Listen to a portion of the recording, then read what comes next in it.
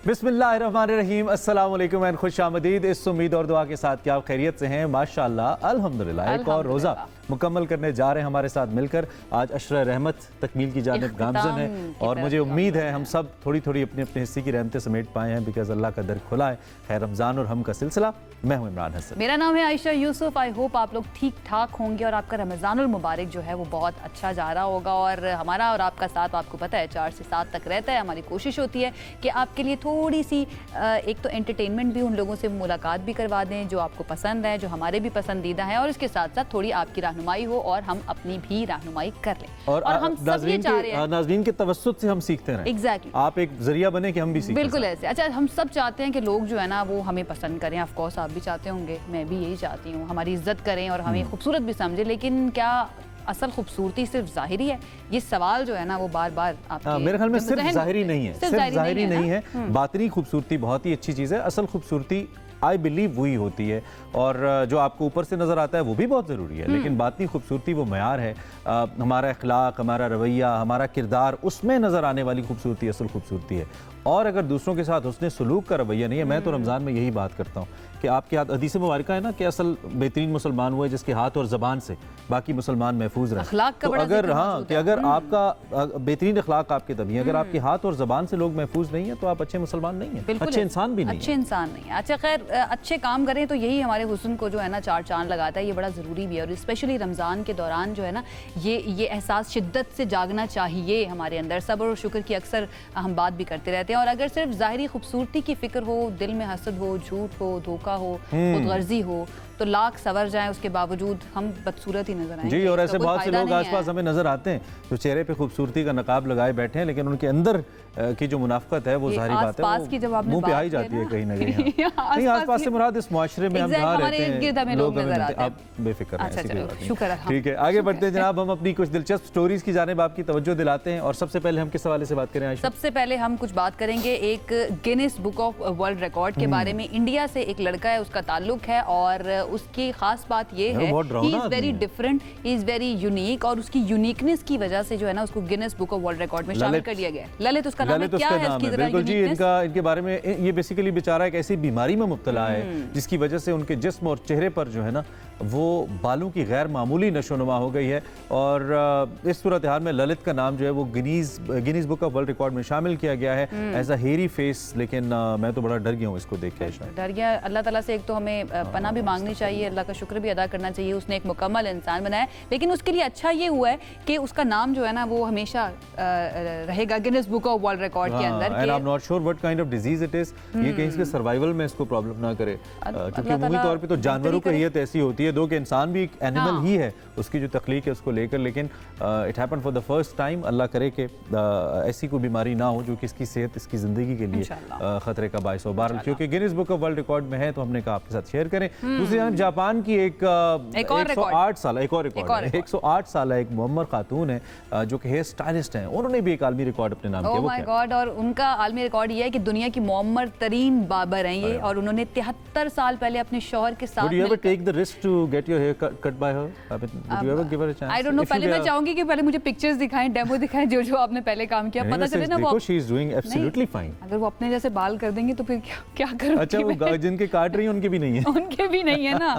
अच्छा जी, इन्होंने 73 साल पहले ये सैलून खोला था और आज तक वो इसे कामयाबी और महारत के साथ चला रही हैं। अच्छा, जापान के लोग जो आपको पता है दुनिया में सबसे ज्यादा उम्र इन लोगों की होती है, और उसका रीजन ये है कि इनका लाइफस्टाइल बड़ा डिफरेंट होता है। 108 साल इनकी उम्र है, and she is an inspiration definitely. और वहाँ पे नौजवानों की कमी भी है, जो मुअम्मर अफराद है उनकी तादाद में बहुत तेजी से इजाफा भी हो रहा है। ये जापान जैसे ममालिक के लिए ये मसला भी मौजूद है। खैर, लेट्स मूव फॉरवर्ड। इजराइल के अंदर आपको पता है इजराइल ने कितने हमले किए, गाजा को तबाह किया, जुल्म सितम किए, इंसानियत की धज्जियां बिखेरी। इस सारी सूरत हाल के बाद हमने कल फ़लस्तीनियों की उम्मीद का जिक्र किया था, तो गजा के एक मछेरे के हवाले से आपको बताते हैं। वो भी ऐसी उम्मीद साथ लेके चल रहा है। जब उसकी कश्ती तबाह कर दी गई तो उसने जो रेफ्रिजरेटर का दरवाज़ा है उससे कश्ती बना दी, और अब वो उसी के जरिए न सिर्फ तैराकी तैरता है समंदर के अंदर, बल्कि मछलियां पकड़ता है और अपना पेट भी पालता है। अच्छा, रोजी रोटी भी इसी से कमाता है। मैं इसको जुगाड़ भी कहूंगी, और दूसरा ये कि इनकी क्रिएटिविटी भी कहूंगी कि ज़रूरत इजाद की माँ है। कश्ती तबाह होगी, उसने कहा कोई मसला नहीं है, उसने हाथ नहीं फैलाए, उसने रेफ्रिजरेटर का दरवाज़ा जो है ना उसको ही अपनी कश्ती बना लिया। ज़बरदस्त है जी। आगे बढ़ जाते हैं और ये बताते हैं आपको, चांद की बात करते हैं। आसमान वाले जी जी, आसमान वाले के चांद जो है ना वो अपना रूप बदलेगा, सबको हैरान कर देगा और जुमेरात और जुमे के दरमियानी शब ये जो है ना तब्दीली सामने आएगी, क्योंकि चांद सुर्ख हो जाएगा। ये आपके वाले चांद का जिक्र नहीं है जो जो चेहरा बदल लेगा, ये वो तो बहुत सारे चांद सितारे, बहुत लंबी स्टोरी हो जाएगी आपकी अगर मेरे चांद पे आप जाएंगी तो। लेकिन ये मुनफरिद मंजर आपको शिमाली और जनूबी अमेरिका के ममालिक में नजर आएगा। वहाँ पे रहने वाले देख सकते हैं, अगर वहाँ पे कुछ पाकिस्तानी हैं जो हमारी ट्रांसमिशन फॉलो कर रहे हैं तो आप इसको देख पाएंगे। अदरवाइज मुझे आई डोंट नो, लोगों को थोड़ा स्केरी लगता है, मुझे बहुत हसीन लगता है। ये बहुत हसीन है भी, इसको देख के ना खुदा की कुदरत और उसने क्या क्या कुछ बनाया है इस दुनिया के अंदर उसका एहसास होता है। और अगर आपने बहुत ही मौजज़ाती अमल देखना है ना तो फिर आप सुपर मून या इस तरह के रेड मून को समंदर के ऊपर देखें। अरे and you would love nature. Magical होगा डेफिनेटली। मैंने देखा नहीं है लेकिन आई एम श्योर कि वैसे ही अगर चांद नजर आ रहा हो ना समंदर के ऊपर रात के वक्त तो बहुत ही ज्यादा खूबसूरत लगता है, मैजिकल लगता है। फिलहाल ये चांद तो चले हमें नजर नहीं आ रहा, एक इम्कान नजर आ रहा है और वो इम्कान आपके और मेरे लिए बहुत अच्छा है। वो इम्कान हमारे लिए बहुत अच्छा है आयशा। वो इम्कान है पेट्रोल की कीमत में और डीजल की कीमत में कमी का। जो पेट्रोल की कीमत है इसमें 13 रुपए और डीजल की कीमत में 10 रुपए फी लीटर कमी का इम्कान मौजूद है। और ये हतमी फैसला बहरहाल 15 मार्च होगा, लेकिन अगर होता है तो इट मींस के तकरीबन कोई 242 पे आ जाएगा पेट्रोल। उम्मीद तो मौजूद है ना, something to look forward to. Allah करे इसी तरह से हो, थोड़ी सी जो है ना महंगाई कम हो। एक और उम्मीद की बात कर लेते हैं। सदर जरदारी, आपको पता है पार्लियामेंट का मुश्तरका इजलास हुआ था, उससे उन्होंने खिताब किया था और उन्होंने बजट में तनख्वाहदार तबके को रिलीफ देने पर जोर दे दिया है। एक और उम्मीद है आपके लिए, मेरे लिए, तमाम देखने वाले जो कि सैलरीड क्लास से बिलोंग करते हैं, आपकी तनख्वाह में जो टैक्स है ना वो थोड़ा सा कम हो सकता है नेक्स्ट बजट के अंदर। और अब तो सदर ने भी क्या पता ज्यादा कम हो जाए। अच्छा, मुझे लगा कह रहे हैं हो सकता है ज्यादा हो जाए। नहीं ज्यादा कम हो जाए क्योंकि आप हौसला करें, क्योंकि फाइनेंस मिनिस्टर भी कह चुके हैं पहले।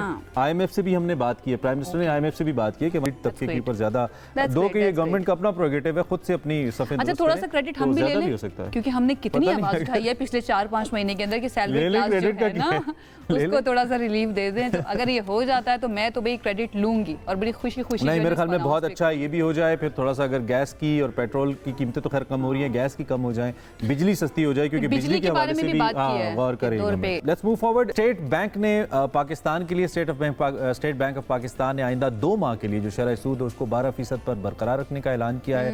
कल हमने आपके साथ ये न्यूज़ शेयर की थी। थोड़ा सा इसको हम मजीद देख लेते हैं, चूँकि स्टेट बैंक के मुताबिक जो माशी सरगर्मियाँ हैं ये मुसलसल बढ़ रही हैं और दरामदात में मुसलसल इजाफा हो रहा है। जो माशी इस्तेहकाम है इसके लिए मुस्तकिल बुनियादों पर जो मौजूदा हकीकी शरह सूद है इसको काफ़ी हद तक मस्बत गर्दाना जा रहा है कि ये मस्बत है। और स्टेट बैंक अब ये भी कह रहे हैं कि जो ग़िज़ा है या तवानाई की जो हमारी ज़रूरतें हैं या उनकी कीमतें हैं उनका बढ़ जाना महंगाई में इजाफे का बायस है। आने वाले दिनों में ये कंट्रोल हो जाएगी, अपनी जगह पे आ जाएगी। यानी कि जैसे कि महंगाई कम हुई है वैसे ही शरह सूद के बारे में बहुत नीचे जाके वो कह रहे हैं कि अपनी स्टेबल पोजीशन पे आ जाएगी। राइट नाउ उन्होंने ये किया है कि 12% पर बरकरार रख के एक बैलेंस तवाजुन कायम करने की कोशिश की है।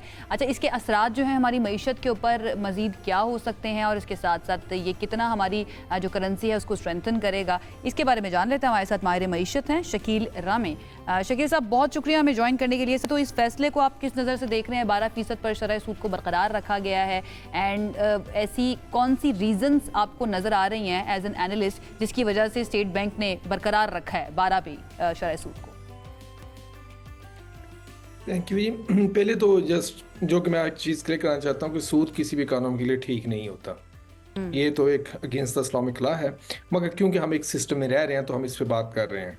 अब देखें, उन ममालिक में यहाँ पर जिनकी करेंसी स्ट्रांग होती है उनको शायद कभी डिविडेंड मिल जाता हो, मगर हमारे जैसी कमज़ोर करेंसी वाले ममालिक को इसका डिविडेंड कम मिलता है। जो आपने इम्पैक्ट की बात की, क्यों ऐसे हो रहा है, तो देखें जो फरवरी में हम देखें, अगर डाटा देखें तो जो हमारी बरामदात है वो 33% बढ़ गई हैं। ये किस चीज़ में बढ़ी हैं? ये तो कह रहे हैं ना खाने पीने में बढ़ गई, ये हो गया। अब देखिए, इसमें हमने लग्जरीज आइटम को ज़्यादा इंपोर्ट करते हैं। अगर खाने पीने की बात करें हम चीज़ों को, तो किसान की प्रोडक्ट थी वेजिटेबल्स जिसको हम कहते हैं मुख्तलिफ किस्म की, उनकी प्राइसेस तो लोएस्ट पे चली गई थी। उनको तो हमने मार दिया, किसान को तो उनको सारी जो हमारा प्राइस कंट्रोल का गुस्सा निकलता है वो किसान पे निकलता है, इसलिए कि उनकी जो है कोई भी उनका भी कोई सुनवाई नहीं है। और उसका प्रॉब्लम ये है कि वो एज ए ग्रुप इतने इफेक्टिव वॉइस नहीं रखते जितने कि दूसरे बड़े ग्रुप्स रखते हैं। अभी भी आप जाके देख रहे हैं मार्केट्स में तो आपको सब्जियों की कीमत कम मिल रही है, सिर्फ इम्पोर्टेड फूड की जो होगी वो कीमत ज़्यादा होगी। एक चीज, दूसरी जो चीज हम पिछले साले चीजों में सुन रहे थे, जो गवर्नमेंट की बातें, जी हमने ये कर दिया वो कर दिया, तो ये एक रिकग्नाइजेशन है कि जो कि उन्होंने टेंटेटिव मेजर्स लिए थे वो इतने कुछ सक्सेसफुल नहीं थे। वो पाकिस्तान में इकोनॉमी में कोई बड़ा पॉजिटिव चेंज नहीं ला सके। वो उसमें हम इस तरह कह सकते हैं कि इंडस्ट्री को नहीं चला सके, जिसकी वजह से हमारी आमदन के जरिए नहीं बढ़े, और जब इंडस्ट्री नहीं चलेगी तो आमदन के जरिए नहीं बढ़ेंगे, और इसमें फिर ये होता है कि आपका कर्ज बढ़ता जाता है। इस तरह की जो कि अभी इस साल की रिपोर्ट आ रही है कि जो कि स्टेट बैंक के डेटा से ली गई है कि पाकिस्तान ने इस साल 30 बिलियन के हमने कर्ज वापस करने हैं बाहर पे, जिसमें 26 बिलियन जो है कि वो तो है इसमें जो कि हमने इंटरेस्ट मैच्योर हो चुका है। ठीक है, अच्छा, लेकिन रामी साहब एक बात तो है ना कि अगर हम मजीद अपनी मईशत को जिसे कहते हैं उर्फ़ आम में तेज़ करते हैं, अगर शरह सूद कम करते हैं या इसमें जो कैपिटल सर्कुलेशन है वो ज़्यादा होती है, तो ऑटोमेटिकली इंपोर्ट चाहे वो किसी भी मद में हो। आपको पहले याद होगा जब सी पैक का बहुत दौरा था 16-17 के अंदर, तो उस वक्त भी मशीनरी इतनी इंपोर्ट होना शुरू हो गई थी और ये खदशा मौजूद था कि हम दोबारा से हिट कर जाएंगे इन्फ्लेशन को बहुत ज़्यादा, और फिर वही हुआ।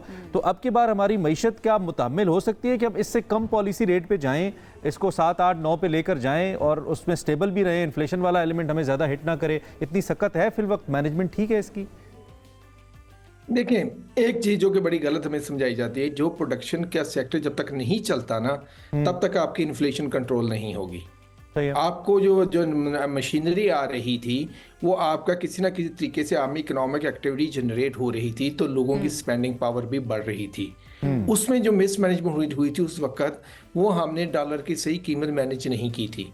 अभी जो कि इन्फ्लेशन का बेतहाशा तूफान आया था जिस पे हमने बात नहीं की, जो कि यूएसए में जो इंटरेस्ट रेट था डॉलर का वो बढ़ना था मेजर वजह, क्योंकि जो यूएसए में था वो पहले जारी के प्री कोविड वहां पर 0 इंटरेस्ट रेट था डॉलर। नहीं, लेकिन सॉरी, उसके बाद जब फिर हमारा इंपोर्ट बिल भी तो बढ़ जाएगा ना, अगर हमने प्रोडक्टिविटी के लिए, तो मैं उसको एक्सप्लेन करने की मेरा नहीं, एक जिम्नी छोटा सा पॉइंट है कि अगर फिर इंपोर्ट बिल बढ़ जाएगा तो फिर बैलेंस ऑफ पेमेंट भी हमारा खराब हो जाएगा, उसमें भी हमारा एक बहुत बड़ा चैलेंज ऑलरेडी मौजूद है। प्लीज मुकम्मल कीजिए। देखे, हमारा बैलेंस ऑफ पेमेंट तो ऑलरेडी खराब है, वो हम क्या कंजम्पशन की चीजें ला के खराब कर रहे हैं। ये हमारी प्राइवेटाइजेशन होती है इकोनॉमी की कि आपने क्या लाना है। अब देखिए, हम अपने आप को ज़राई मुल्क कहते हैं, पिछले 2-3 सालों में हमने देखा कि $10 बिलियन का तो हम फूड इंपोर्ट कर लेते हैं। कहाँ हम ज़राई मुल्क रह चुके हैं फिर। अब ये हमारी प्राइवेटाइजेशन है और हमारी क्या कहते हैं प्लानिंग होगी गवर्नमेंट की कि वो इस तरह करे कि हमारी जो कि इंपोर्ट करें हम, उससे हमारी इंडस्ट्री को पुश मिले, ना कि कंजम्पशन लेड हो। अगर हमने कंजम्पशन लेड इंपोर्ट की है तो इन्फ्लेशन भी आएगी, आपका बैलेंस ऑफ पेमेंट का भी प्रॉब्लम होगा, आपके फॉरेन रिजर्व्स भी उड़ेंगे। अगर आप देखें कि एक इंडस्ट्री के लिए आप इमेजिन कर लेंगे, आपने कारें लगाने के लिए आपने मशीनरी इंपोर्ट कर ली, कारें बना के आप इंपोर्ट कर रहे हैं तो आपको अर्निंग हो रही है, उसमें तो आपका बैलेंस पेमेंट का प्रॉब्लम नहीं आना चाहिए। अगर आप इसको एक्सपोर्ट लेड कर रहे हैं और कंजम्पशन लेड करनी है, जो कि हमारे प्रॉब्लम है। अभी देखिए ना कि हमारी गवर्नमेंट ने टैक्स कम इकट्ठा किया तो उससे कहा जी हमें इतनी 1000 गाड़ियां इंपोर्ट करनी है अभी अपने स्टाफ के लिए, ये चीजें इंपोर्ट करनी है, वो करनी है। जब आप इस तरह की चीजें करते हैं कि अपनी इकोनॉमी को एक्सपैंड नहीं करते, एक्सपेंशन का मतलब है कि मिसमैनेजमेंट और प्लानिंग की बात कर रहे हैं शकील रामी साहब के, अगर ये सही तरीके से प्रायोरिटाइज किया जाए कि क्या इंपॉर्टेंट है हमारी मईशत के लिए और किस तरह से हम प्लान कर सकते हैं, प्रोडक्टिविटी बढ़ाए। एग्जैक्टली, बहुत शुक्रिया रामी साहब, मारूफ माहिर मईशत हमारे साथ मौजूद थे और शरह सूद के बारे में कि क्या इसके पीछे आइडियाज हो सकते हैं और ये ठीक है या नहीं उसके बारे में अपनी राय दे रहे थे। अब एक ब्रेक की तरफ जाते हैं जी, साथ रहिए। Welcome back. अब आपकी मुलाकात कुछ ऐसे जीनियस किड से करवाते हैं जिन्होंने पाकिस्तान का नाम भी रोशन किया है और जारी बात है अपनी भी तालीमी काबिलियत दिखाई है, अपने टैलेंट और काबिलियत से आलमी सतह पर पाकिस्तान का नाम आई बिलीव रोशन किया है। हाल ही में एक अमेरिकन मैथमेटिक्स ओलंपियाड के लिए टेस्ट का इनेकाद हुआ जिसके अंदर दुनिया भर से 45 ममालिक के तलबा ने हिस्सा लिया। पाकिस्तान में भी पूरे पाकिस्तान से तकरीबन 53 स्कूल्स के 1000 से ज़ायद ऐसे तलबा थे। 1076 तलबा मजमूई तौर पर इसमें शरीक हुए और इसमें 4th क्लास के स्टूडेंट फात हयात ने गोल्ड मेडल जीता। तीसरी जमात के मोहम्मद सुदैस सोले ने सिल्वर मेडल हासिल किया, जबकि इंग्लिश में 4th क्लास की किस्वा जो हैं उन्होंने ब्रॉन्ज मेडल जीता। और ये तीनों चैंपियंस हमारे साथ मौजूद हैं। हमने सोचा कि कोई पाकिस्तान के लिए इतना अच्छा काम करे, पाकिस्तान का नाम करे और आपकी हम मुलाकात ना कराएं तो ये तो गलत हो जाएगा। तो हमारे साथ मौजूद हैं फहद, सुदैस एंड किस्वा। कैसे हो आप सब लोग? कैसा लग रहा है? पहले तो मुझे ना थोड़े ना नर्वस फील हो रहे थे यहाँ पर। कैसा लग रहा है टीवी पे आके, हम न्यूज़ पे आके? बहुत रिलैक्स फील हो रहा है। अच्छा अच्छा हो रहा है। ये नर्वस फील हो रहे थे, लेकिन जब हमने इनसे अभी finger Bacchus you call it, जब हमने उसका थोड़ा सा इनसे प्रैक्टिस करवाने की कोशिश की, they were active like a machine, they started doing it. लेकिन हम इस पे अभी नहीं आएंगे, थोड़ा सा हम पहले एक्सपीरियंस पूछेंगे। Fahad is a gold medallist, right? Show us your gold medal, you are wearing it. How do you feel being a gold medallist Fahad? कैसा लग रहा है? मुझे बहुत अच्छा फील ऐसा क्या था जिसकी वजह से आपने गोल्ड मेडल जीता? क्या ट्रिक थी आपके पास जो बाकी बच्चों की निस्बत आपने अच्छा किया? क्या लगता है आपको? पहले तो हमारे दादा ने हमें एक्स्ट्रा टाइम दिया और उसमें तैयारी करवाई और फिर इस वजह से मैंने गोल्ड मेडल अवार्ड लिया। पसंद अच्छा। है आपको मैथ्स? Yes I like. कितना टाइम दे रहे थे तैयारी को, जो आपको एक्स्ट्रा तैयारी करवा रहे थे? 40 मिनट्स। 40 मिनट्स? नहीं, ऑन डेली बेसिस यस। या before the test you are saying? अच्छा, बिफोर द टेस्ट 40 मिनट्स। और कितना टाइम आपको लगा तैयारी करने में इस कंपटीशन के लिए? I don't know. कब जिन्होंने से कर रहे हो? नहीं कब से आपको पसंद है मैथ्स, ये बताओ। जब से पढ़ रहे हो तब से? नो। यस। क्या पसंद है मैथ्स में? नंबर्स पसंद है, मल्टीप्लिकेशन, प्लस माइनस? मैथ्स की आज चीज़ पसंद है, पर सबसे ज़्यादा डिवीजन मल्टीप्लिकेशन पसंद है। डिवीजन और मल्टीप्लिकेशन पसंद है। टेस्ट लेते हैं आपका? रुक जाओ जरा। अभी लेते हैं। सुदैश, आप बताओ आपका कैसा एक्सपीरियंस रहा? मुझे बहुत अच्छा लगा था क्योंकि मुझे पता नहीं था कि मेरी फर्स्ट टाइम थी इंटरनेशनल सतह पर कुछ बड़ा करने की, तो मैं बहुत खुश था। मैं इसमें मेरे टीचर्स की, मेरे दाई की और मेरे वालिदैन की बहुत ज़्यादा मेहनत शामिल आप इस मेडल को टारगेट कर रहे थे कि मुझे मेडल लेना है, या मेडल आ गया बस आपने सिर्फ एफर्ट की थी? लाइक आप चाहते थे कि मेडल मिले? ये मेरा एक बचपन का टारगेट था।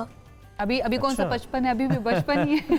अभी तो it's a long way to go. ऐसा क्या किया आपने टेस्ट के अंदर? क्या कंटेंट था? थोड़ा कुछ याद है जिसकी बेस पे आपको मेडल मिला? उसका कंटेंट क्या था? क्या सॉल्व किया था? मुझे अभी सही तो नहीं याद, लेकिन उनके मुझे फुल नेम याद है। अच्छा, ये बताओ, जिस तरह से हम एग्जाम्स देते हैं उस तरह का पेपर था या फिर वहाँ पे डिफरेंट था, डिफरेंट क्वेश्चंस थे? वैसा ही था जो आपने पढ़ा हुआ था? जैसे एग्ज़ाम्स में जो बबल शीट्स नहीं होती वो वैसा एक पेपर था।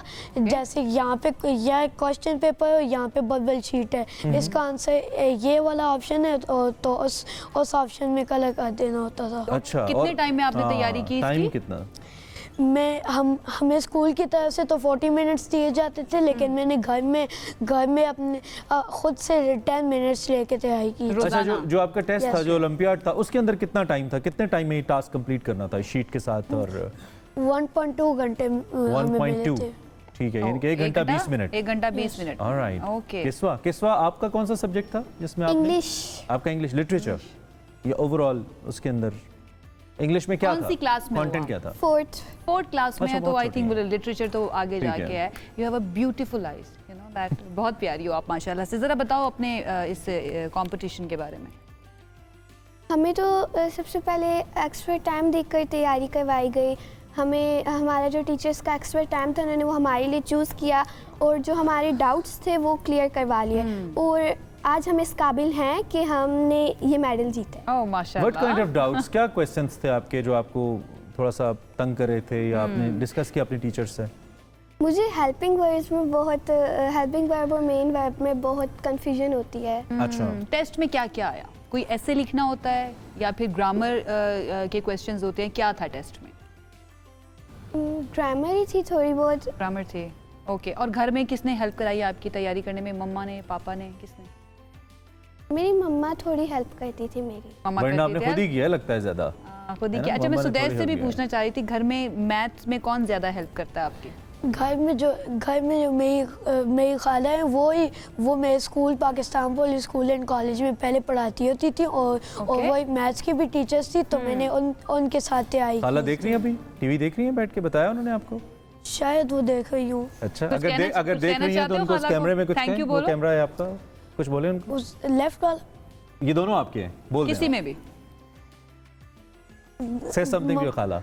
मम्मा, नाना, अबू, ये अभी आप देख रहे हो ना, ये मुझसे सवाल पूछ रहे हैं, तो थैंक यू कर दो उनको, थैंक यू बोल दो कि थैंक यू आपने You're very मेरी हेल्प cute, Sudash, you're की। very thank you cute. बोल दो। मम्मा मैं आपको थैंक यू करूँगा कि आपने मुझे ज़ैनिया वाला के पास भेजा था, तो उसने मुझे तैयारी कराई। यार So how cute you cute, are. so cute. अच्छा, फाद से फाद मुझे आपसे कोई ट्रिक सीखनी है। How to be good in maths. Maths में अच्छा होने के लिए कोई ट्रिक आप हमें दो, जो आप जैसे बच्चे आपको आपके फेलोज देख रहे हैं, ऐसा क्या है जो सही कर देगा मैथ्स में आपको? तो सबसे पहले तो हमें मेहनत करनी है, और अगर मैथ में आप एक नंबर की भी गलत करते हैं ना तो फिर आपका सारा आंसर गलत हो हमसे जाता है। पूछो बेटा। Of course.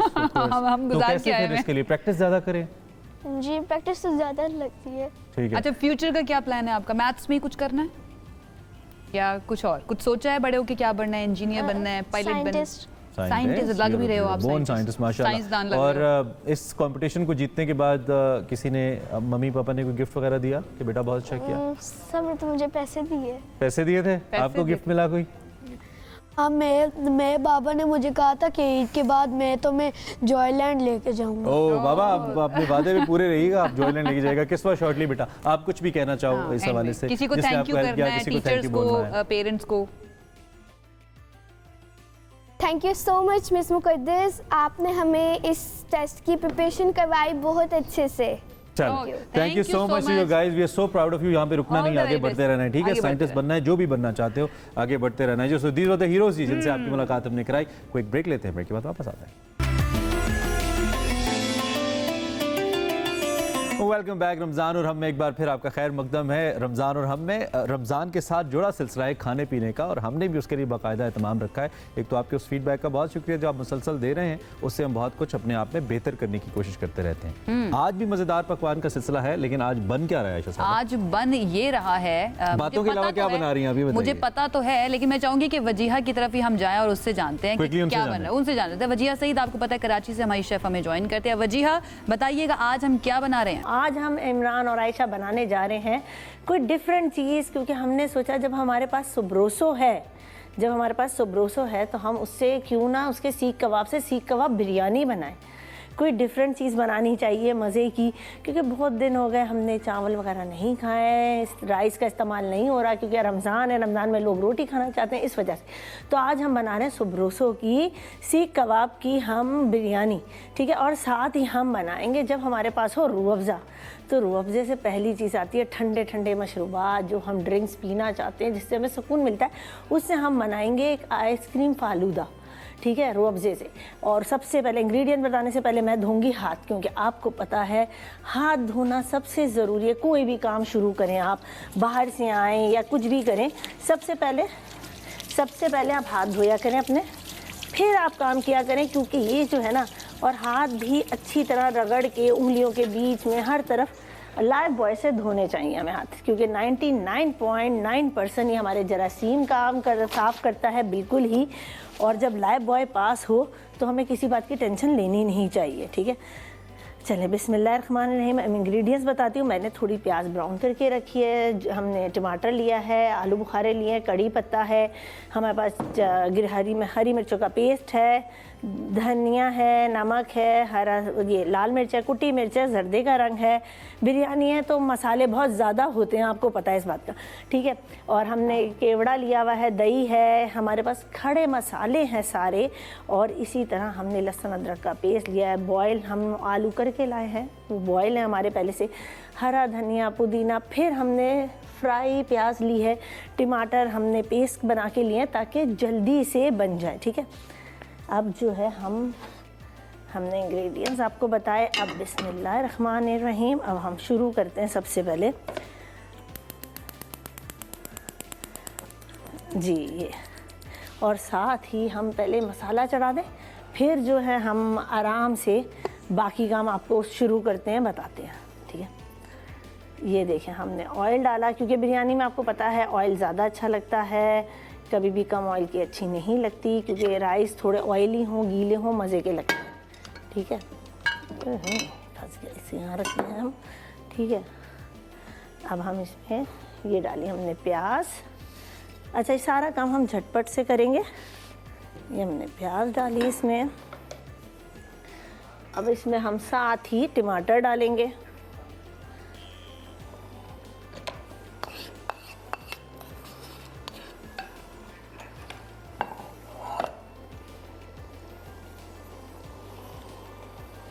टमाटर डाले, इसको हम अच्छी तरह पहले मिक्स करेंगे।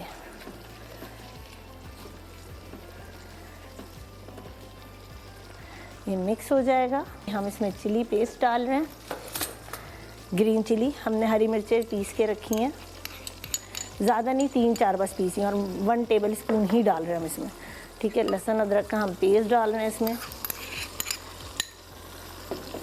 साथ ही ये मैंने कड़ी पत्ता चॉप करके रखा है, कड़ी पत्ता हमने चॉप करके रखा है क्योंकि कड़ी पत्ते की खुशबू बहुत अच्छी आती है, ठीक है। साथ ही इसमें मैं थोड़े से खड़े मसाले हैं, ये सारे सारे थोड़े से ही डालूँगी, ठीक है। अब इसको हम मिक्स करेंगे। इसमें सारे मसाले डाले हुए हैं, ठीक है। बिरयानी का धनिया है, जायफल, जावित्री बहुत माइनर सी डाली है, मैं पूरा डाली हूँ, लेकिन इसमें मैंने चाट मसाला ऐड किया है। ये मेरे घर के मसाले हैं सारे। ये मैं इसमें दही ऐड कर रही हूँ।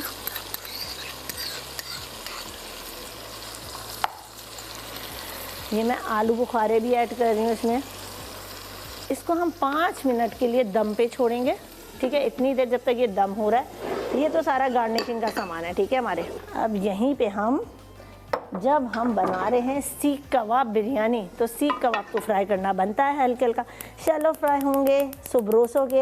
ये देखें, ये रे भाई हमारे कबाब।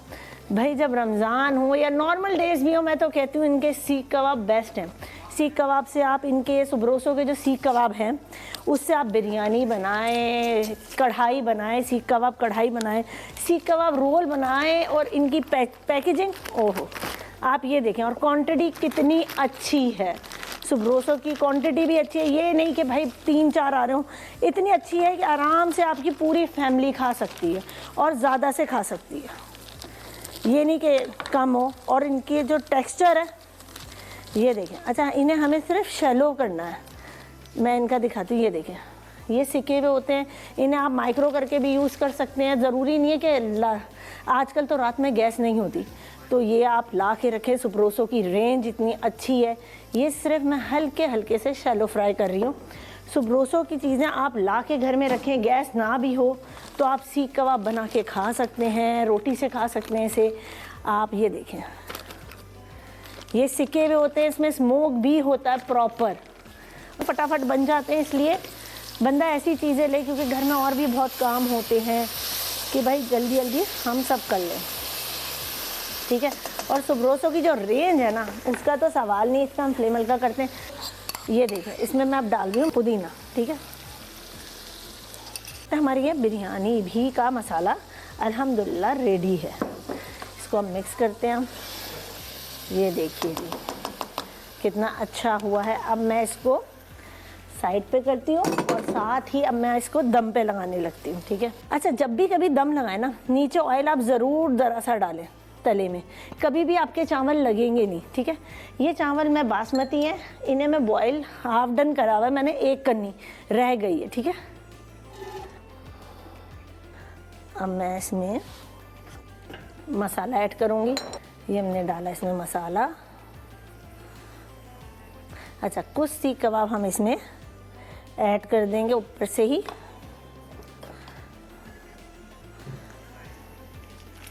अच्छा, इन सीख कबाबों को आप 2 भी कर सकते हैं, क्वांटिटी अगर बढ़ाना चाहें तो आप 2 भी कर सकते हैं।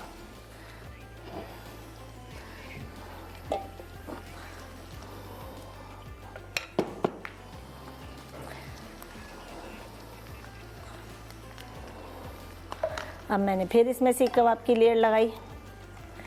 देखें, हर उसमें सीख कबाब जा रहे हैं लेयर लेयर में। ऐसा नहीं है कि छोटे हों, इनका टेक्सचर इतना अच्छा है, इतना जूसी टाइप है ये कि मैं बता नहीं सकती। मैं नॉर्मली भी घर में वैसे भी खाती हूँ रोटी से।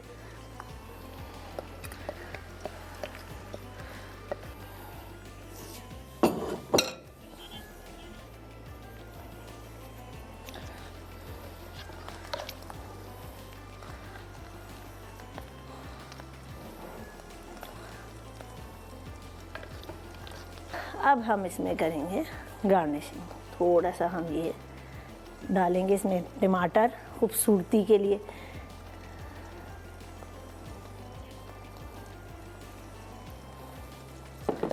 इसमें हम ये डाल रहे हैं केवड़ा। ये हमने डाला हरा धनिया। ये देखें कितनी कलरफुल बन रही है और कितनी झटपट बनी है। हमारी ज़िंदगी आसान की है सुब्रोसो ने। जैसे ठीक है, ये हमने डाली इसमें थोड़ी सी फ्राई प्याज, ये घर में करके रखी हुई हो या आपको बाज़ार से मिल रही है, जो आपको इजी लगे। अच्छा, मैं थोड़ा सा इसमें स्प्रिंकल करूँगी कुटी हुई मिर्च। ये मैं हरी मिर्ची अब काट रही हूँ इसमें, ठीक है। और हमें जो है हरी मिर्चें काट के, ठीक है, ये देखिए, ये मैंने हरी मिर्चें डाली। सिर्फ आप कलर चेक करिए भाई।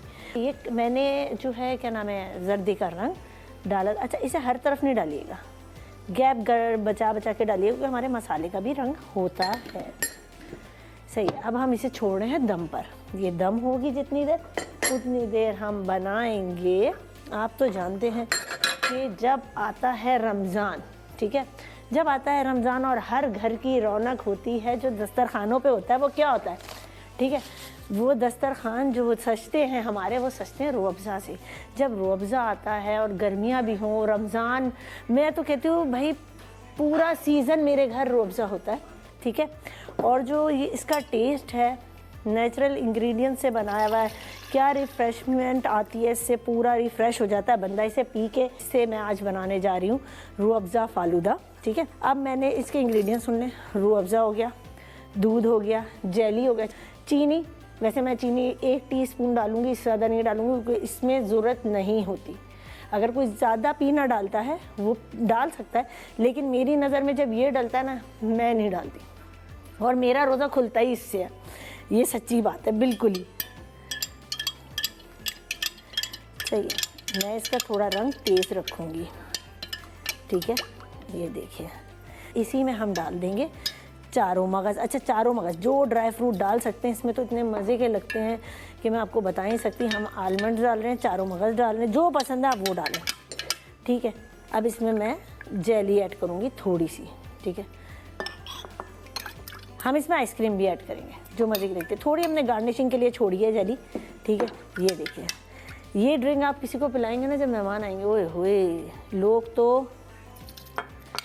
तो आपके दीवाने हो जाएंगे, कहेंगे ये क्या है। अब हम इसकी प्रेजेंटेशन पे आते हैं, ठीक है जी। ये देखिए, अच्छा, इसको आप अलग अलग तरीक़ों से सजा सकते हैं। देखिए, जैसे मैं इसको ऐसे, कोई मसले की बात नहीं है। देखिए, अच्छा, आधे गिलास में किया मैंने, ठीक है, पूरे में नहीं किया। हम इस तरह के 2 गिलास बनाएंगे, क्योंकि बड़ा खूबसूरत लगता है इस तरह से। आप किसी को सजा के दें और रूअफ़ज़ा पास हो, इसकी तो मज़े ही और हैं भाई। ये देखिए, ठीक है। ये अब इसके अंदर हम सब कुछ ऐड करेंगे, आइसक्रीम भी अपनी हम डालेंगे। ये हमारा रूअफ़ज़ा यहाँ आ गया। ये देखिए कितना रिची क्रीमी, ओहो हो, कितना मज़े का लग रहा है। ये देखा आपने, ये देखिए, नहीं, ठीक है। ये देखिए कितना अच्छा और मज़े का लग रहा है। आप सिर्फ ये चेक करें, कितनी खूबसूरती आ रही है इसमें, ओहो। अब हम इसमें थोड़ी सी सेवइयाँ और ऐड करेंगे। ये देखिए, थोड़ा सा वाइट कलर के लिए, सिर्फ कलरिंग के लिए, खूबसूरती के लिए, और जो पसंद है आपको वो। अब इसमें हम जेली डालेंगे।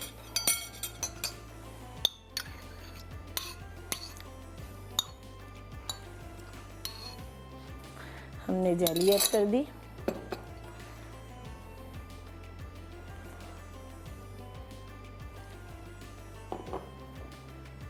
ये हमने इसमें चारों मगज़ डाले। जो आप डालना चाहते हैं आप वो इसमें ऐड कर सकते हैं, कोई ऐसी बात नहीं है। ये देखें भाई, ठीक है जी। फिर हम निकालते हैं बिरयानी।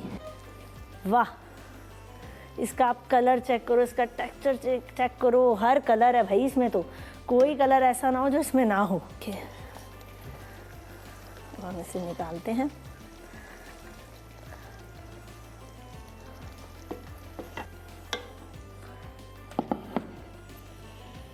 जबरदस्त है। अच्छा जी, सीख कबाब बिरयानी और रूह अफ़ज़ा फालूदा बनाया है आज वजिया ने। Wajiya, once again thank you so much, आपने एक मरतबा फिर से ये रेसिपी ज़्यादती पे ज़्यादती हो रही है, इतने खूबसूरत विजुअल्स, लेकिन ये जो फासला है ना, ये बड़ा तंग करता है हमें इतने अच्छे खाने देखकर। लेकिन Wajiha, thank you as always, बहुत अच्छा लग रहा है। आई बिलीव खाने में भी बहुत अच्छा होगा, और जो हमारे देखने वाले हैं उन्होंने बना के भी इसको एंजॉय करना है। क्या लग रहा है, खूबसूरत, जबरदस्त जी। Once again thanking Wajiya. अच्छा जी, आगे बढ़ जाते हैं, और आगे बढ़ने से पहले हम एक ब्रेक की तरफ। जी, क्विक ब्रेक बहुत जरूरी है, ब्रेक लीजिए, वापस आइए, बिकॉज अभी हम इधर ही खुश आमदीद आपको कहेंगे रमज़ान, और हम रमज़ानुल मुबारक के खुसूसी ट्रांसमिशन में। कल का रोज़ा जो है वो काफ़ी अच्छा इसलिए गुजरा था कि मौसम बड़ा अच्छा था, हल्की हल्की बारिश जो है वो पूरा दिन होती रही, इनफैक्ट रात को भी हल्की हल्की होती रही थी। अच्छा, अब ये इस बारिश को मैं कहता हूँ गाड़ी गंदी करने वाली बारिश, वो गाड़ी धोती नहीं है, गंदी करके फिर निकल जाती है। वो आपके बहुत मसले हैं, शुक्र अदा करते हैं ना अल्लाह ताला के थोड़ा सा क्या करें बॉयज, पेट्रोल, गाड़ी, सफाई, हम लोगों के यही मसाइल हैं, यही हमारा बजट खराब करती हैं चीजें। क्या चले खैर, हम मौसम की थोड़ी सी जरा बात कर लेते हैं। आज जब मैं ऑफिस आ रही थी थोड़ी थोड़ी गर्मी महसूस हो रही थी। अब ये मौसम कैसा रह सकता है अगले हफ्ते में, इसके बारे में थोड़ी सी बात कर लेते हैं। मुख्तलिफ इलाकों में कल इस्लामाबाद में तो हुई थी, दीगर जो शहर है वहाँ पर भी बारिश हुई थी, और अब पेश गोई की जा रही है कि मजीद बारिश हो सकती है। मेरे ख्याल में हम इस हवाले से पूछ लेते हैं ना, हमारे साथ अंजुम नज़ीर ज़ैगम साहब मौजूद हैं। रमज़ान की वजह से हम मदू करते हैं, लेकिन आज ज़रा ज़रूरत पड़ी तो हमने कहा ज़रा दोबारा से बात की जाए। Thank you very much Anjum Nazir Zaigham Sahab हमारे साथ मौजूद रहने के लिए। आई होप आपके रोज़े अच्छे गुजर रहे हैं खैर खैरियत से। क्या सूरत हाल है जी, कैसा रहने वाला है मौसम? माशाल्लाह पहला अशरा तो बड़ा ठंडा ठंडा अल्लाह के फजलो करम से गुजर गया, आगे क्या होने वाला है? जी बहुत शुक्रिया, अल्हम्दुलिल्लाह। जैसा कि आपने कहा कि पहला अशरा ऑलमोस्ट अच्छा गुजर गया, और इस बात के इम्कानात अभी भी मौजूद हैं कि आइंदा अशरा भी जो है वो पाकिस्तान के शुमाली इलाकों में बहुत अच्छा गुजरेगा। और जैसा कि आपने बताया कि कल भी कुछ इलाकों में इस्लामाबाद और उसके गिरदनवा में हल्की फुल्की बारिश हुई, और आज भी इस बात के इम्कानात है कि शाम या रात गए बारिश हो सकती है। और इस सिलसिले में जो शिद्दत है वो इंशाल्लाह 14, 15 और 16 तारीख को रहेगी। इस दौरान वक्फे से इस्लामाबाद उसके गिरदनवा में एक अच्छी बारिश के इम्कानात मौजूद हैं। ताहम इसके साथ साथ मरी, गलियात, खैबर पख्तूनख्वा के पहाड़ी इलाकों में, उससे मुलिका कश्मीर और गिलगित बल्तिस्तान में एक अच्छा जो है स्नोफॉल का स्पेल मुतवक्को है, जिसमें जो है वो एहतियात करें सयाह जो इन इलाकों में जाएं, क्योंकि शदीद बर्फबारी हो सकती है, उसके साथ साथ लैंडस्लाइड का खदशा भी होगा। तो लिहाजा बर्फबारी तो बहुत अच्छी होगी, लेकिन उसके साथ साथ ऑफ कोर्स एहतियात करनी बहुत ज़्यादा ज़रूरी है। ज़रा सिंध की तरफ आ जाते हैं अंजुम साहब, वहाँ पे क्या सूरत हाल रहने वाली है? हाँ जी, सिंध में जैसे इंक्लूडिंग कराची जो है, स्पेशली जो जनूबी सिंध है वहाँ पर अभी भी गर्मी की शिद्दत बरकरार है। जैसे आज भी कराची में दर्जा हरारत 39 डिग्री सेंटीग्रेड तक चला गया है। अच्छा। हम इस बात की तवक्को है कि आने वाले कल से जो है इसमें थोड़ी सब्सिडेशन होगी और 2 से 4 डिग्री सेंटीग्रेड दर्जे हरारत गिरेगा। ताहम आने वाले हफ्ते के दौरान, यानी कि कल से अगले 10 से 12 रोज़ के दौरान कराची और जनूबी सिंध का जो मौसम है वो कदरे खुशगवार हो जाएगा। दर्जे हरारत जो है वो 33 से 35 डिग्री सेंटीग्रेड की रेंज में आ जाएंगे। इस दौरान समुद्री हवाएं भी अपने प्रॉपर थ्रस्ट के साथ चलती रही। ये मेरा सवाल था, क्योंकि हवाएं रुकती हैं तो फिर मसला कराची में हो जाता है। तो आपने कहा हवाएं चलेंगी। अच्छा, ये जो स्नोफॉल का आपने इंटेंसिटी बताई, अगर हम कुछ नंबर्स भी हम एक्सपेक्ट कर सकते हैं, कितने मिलीमीटर तक, कितने मीटर तक, कितने फिट तक हो सकती है, ये कोई एक्सपेक्टेड ऐसा भी है कुछ? देखिए, ये कहना अभी कबल वक्त होगा, क्योंकि सिस्टम के साथ जो है वो उसकी इंटेंसिटी का सही जो है एस्टिमेशन होता है। ताहम जो अब तक के आदाद शुमार या अब तक का जो डाटा देखा गया है उसके हिसाब से जो है 15 को जो है वो एक इंटेंस स्पेल होने जा रहा है रेनफॉल का और स्नोफॉल का इन इलाकों। अच्छा, ओके, ठीक है। और ये पंजाब, लाहौर वगैरह की अगर हम बात करें, उसके बाद साउथ पंजाब, सेंट्रल पंजाब की बात करें, यहाँ के बारे में भी बता दें। देखिए जी, बिल्कुल इन्हीं दिनों में सेंट्रल पंजाब और साउथ पंजाब के भी कुछ इलाकों में एक अच्छी बारिश मुतवक्को है। लाहौर, फैसलाबाद, साहिवाल, सरगोदा, गुजरांवाला, सियालकोट, इन इलाकों में एक अच्छा स्पेल मुतवक्को है। और इसके साथ साथ अगर हम मगरबी पंजाब की बात करें तो एक अच्छा आपके तो ये स्पेल कितनी देर रहने वाला है, ये जो आप कह रहे हैं? जी, ये इसके इम्कानात ये हैं कि ये 14 से लेकर 16 तक प्रोलॉन्ग करेगा। और फसलों पे कोई मनफी असरात तो मुरतब नहीं करेगा ना, क्योंकि अब तैयारी की जानिब हैं कुछ फसलें जारी।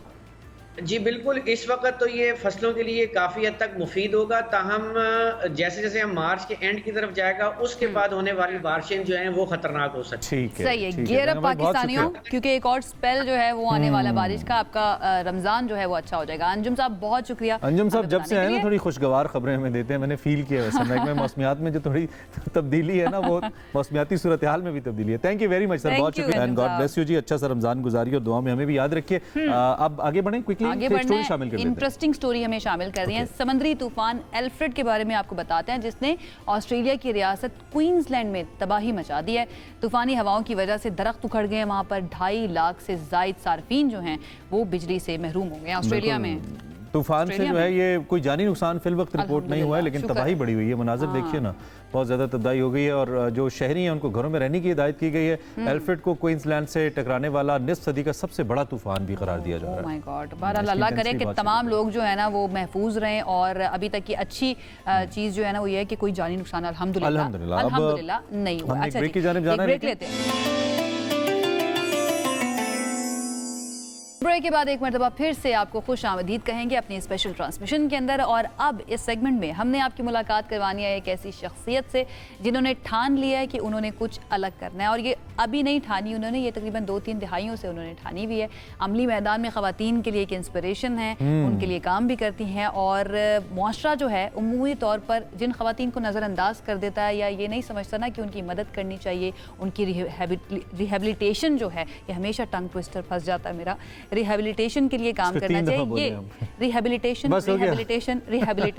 हो गया। बहरहाल जी, हम बात कर रहे हैं डुप्लेक्स स्माइल अगेन की बानी मुसर्रत मिसबा की, जो आज हमारे साथ मौजूद हैं हमारे स्टूडियो। बिल्कुल, और इनका बहुत शानदार काम है जो तेज़ाब के हमलों से, तेज़ाब गर्दी भी जिसे कहते हैं, तो जो मुतासरा ख़वातीन हैं उनके इलाज मालजे में उनकी बहाली के लिए इनकी ऑर्गेनाइजेशन काम करती है स्माइल अगेन, और ज़बरदस्त काम कर रही है। मुझे तो तीसरा चौथा रमज़ान है, मुसलसल इनसे मुलाकात होती है और इनके काम के बारे में जानने का और आप तक पहुंचाने का मौका मिलता है। थैंक यू वेरी मच, आप तशरीफ़ लाई, बहुत शुक्रिया। कैसे हैं आप? ठीक ठाक? रमज़ान का पहला अशरा कैसा गुजरा? ठीक है, अब तो ठंडा ठंडा। अच्छा, मैंने कहा ना, ठंडा भी, छोटा भी, मीठा तो हो ही जाता है। तो आप ये बताइए सबसे पहले कि काम के हवाले से क्या मसरूफियात चल रही हैं, क्या चल रहा है आजकल, ज़्यादा कहाँ टाइम गुजर रहा है? ये रमज़ान के महीने में मैं ज़्यादा से ज़्यादा डिफरेंट चैनल्स के ऊपर जाती हूँ ताकि इस घिनौने जुर्म के ख़िलाफ़ आगाही दी जाए लोगों को। और जैसे आपने बताया कि ये वो अशरा शुरू हो रहा है जिसमें इस्तग़फ़ार के लिए और अल्लाह से माफ़ी मांगने के लिए कहा जा रहा है, तो ये बहुत इम्पॉर्टेंट दिन है मेरे लिए आज कि वो लोग जो परपेट्रेटर्स हैं, जो ये जुर्म करते हैं, शायद उनको अल्लाह ताला माफ़ कर दे, और यकीनन माफ़ कर देगा अगर वो दिल से अपने उस गुनाह की माफ़ी मांगे और जिनके साथ जुल्म किया है उनको दोबारा से अपने गले लगाएं, क्योंकि ये उनकी बीवियां होती हैं, उनकी बेटियां होती हैं, छोटी बच्चियां होती हैं जिनके ऊपर तेज़ाब ऐसी वजूहात की वजह से डाला जाता है जिसका हम तसव्वुर नहीं कर सकते। मुसर्रत आपा, मैं कहती हूँ कि ठीक है, आप अल्लाह ताला गुनाहों की माफ़ी देने वाला, लेकिन इतना बड़ा गुनाह, इतना बड़ा जुर्म के किसी की ज़िंदगी आप तबाह बर्बाद जीते जी मार देना, उसका फ्यूचर ही आप ख़त्म कर दें।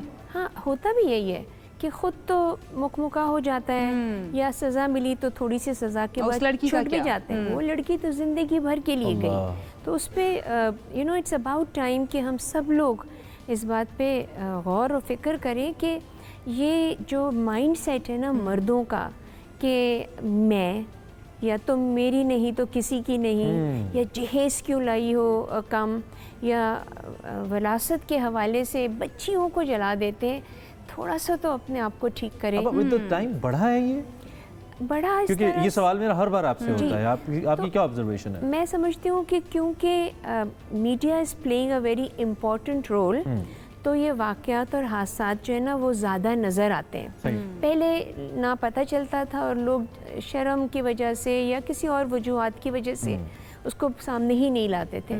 अब तो अगर कोई ऐसा वाक़या हो रहा होता है तो शायद वो घर वाले नहीं, दूसरे कोई तस्वीरें खींच के या वीडियो बना के भेज देते हैं। अल्लाह ताला कहता है कि अगर आप कहीं जुल्म होता हुआ देखें तो हाथ पकड़ लें, अगर आप में वो हिम्मत नहीं है तो आप ज़ुबान से बोलें, और बहुत कमज़ोर फॉर्म है कि आप उसको दिल में बुरा समझें।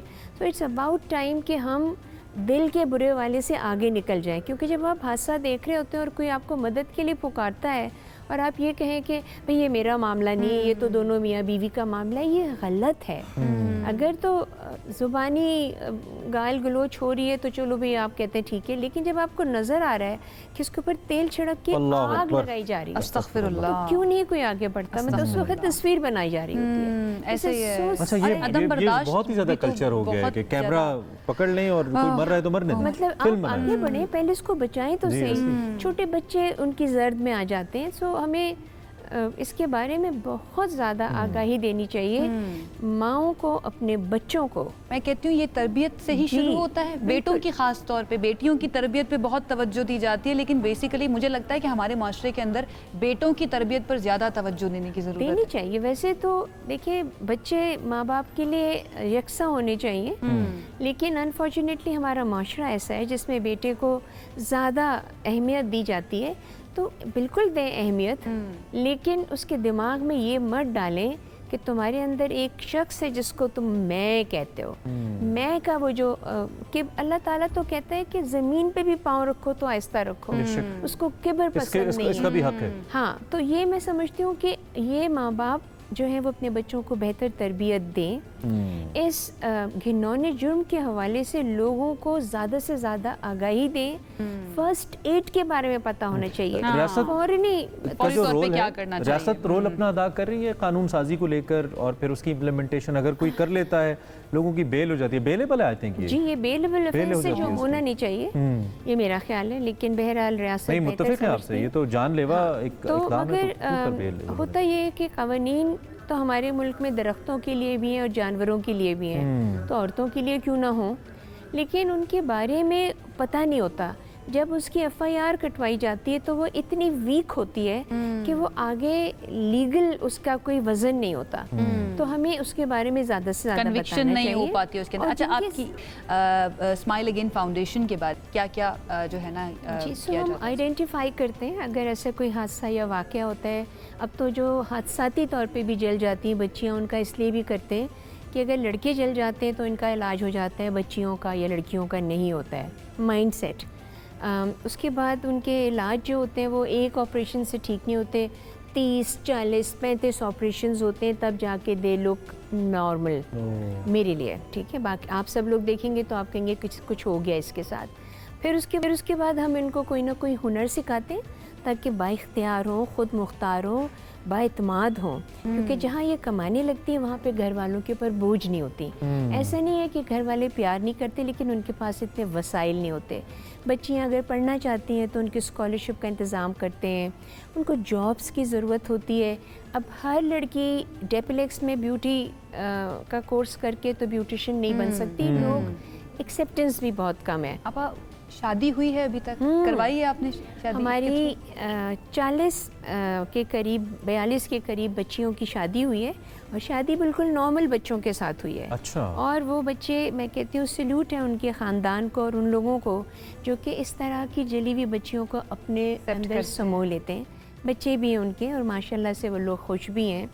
फिर जो ये काम करती हैं, अब कराची में बाइकियाँ बनी हुई हैं या रिक्शा चलाती हैं लाहौर में या इस्लामाबाद में, या इनके साथ नर्सेस बन गई हैं। अगर पढ़ना चाहती हैं तो MPhil भी कर लिया है, एडवोकेट भी बन गई हैं। सो वी आर ट्राइंग कि वो किसी तरह से जिंदगी का हिस्सा दोबारा से बने, दोबारा से खुशी खुशी। और ऑन एवरेज एक जो प्रोजेक्ट खुदा न खास्ता ऐसा जो है पूरा, यानी कि एक ऐसी पेशेंट आपके जिसके साथ ये हुआ, फिर उसको आपने ठीक किया, रिहैब किया, काम करने के काबिल बनाया, how much it cost on average? या अगर मैं आपसे एक फिगर पूछूं एनुअली, कितने, बहुत ज़्यादा वसाइल 30-40 आप सर्जरीज की बात कर रहे हैं। It's very expensive. 100 सर्जरियाँ करवाते हैं पूरे साल में। Okay. ठीक है, 100 सर्जरियों का ये हरगिज़ मतलब नहीं है कि 100 औरतें जल रही हैं, ठीक है, बल्कि वो पीछे से उनका प्रोसीजर चलता चला आ रहा है।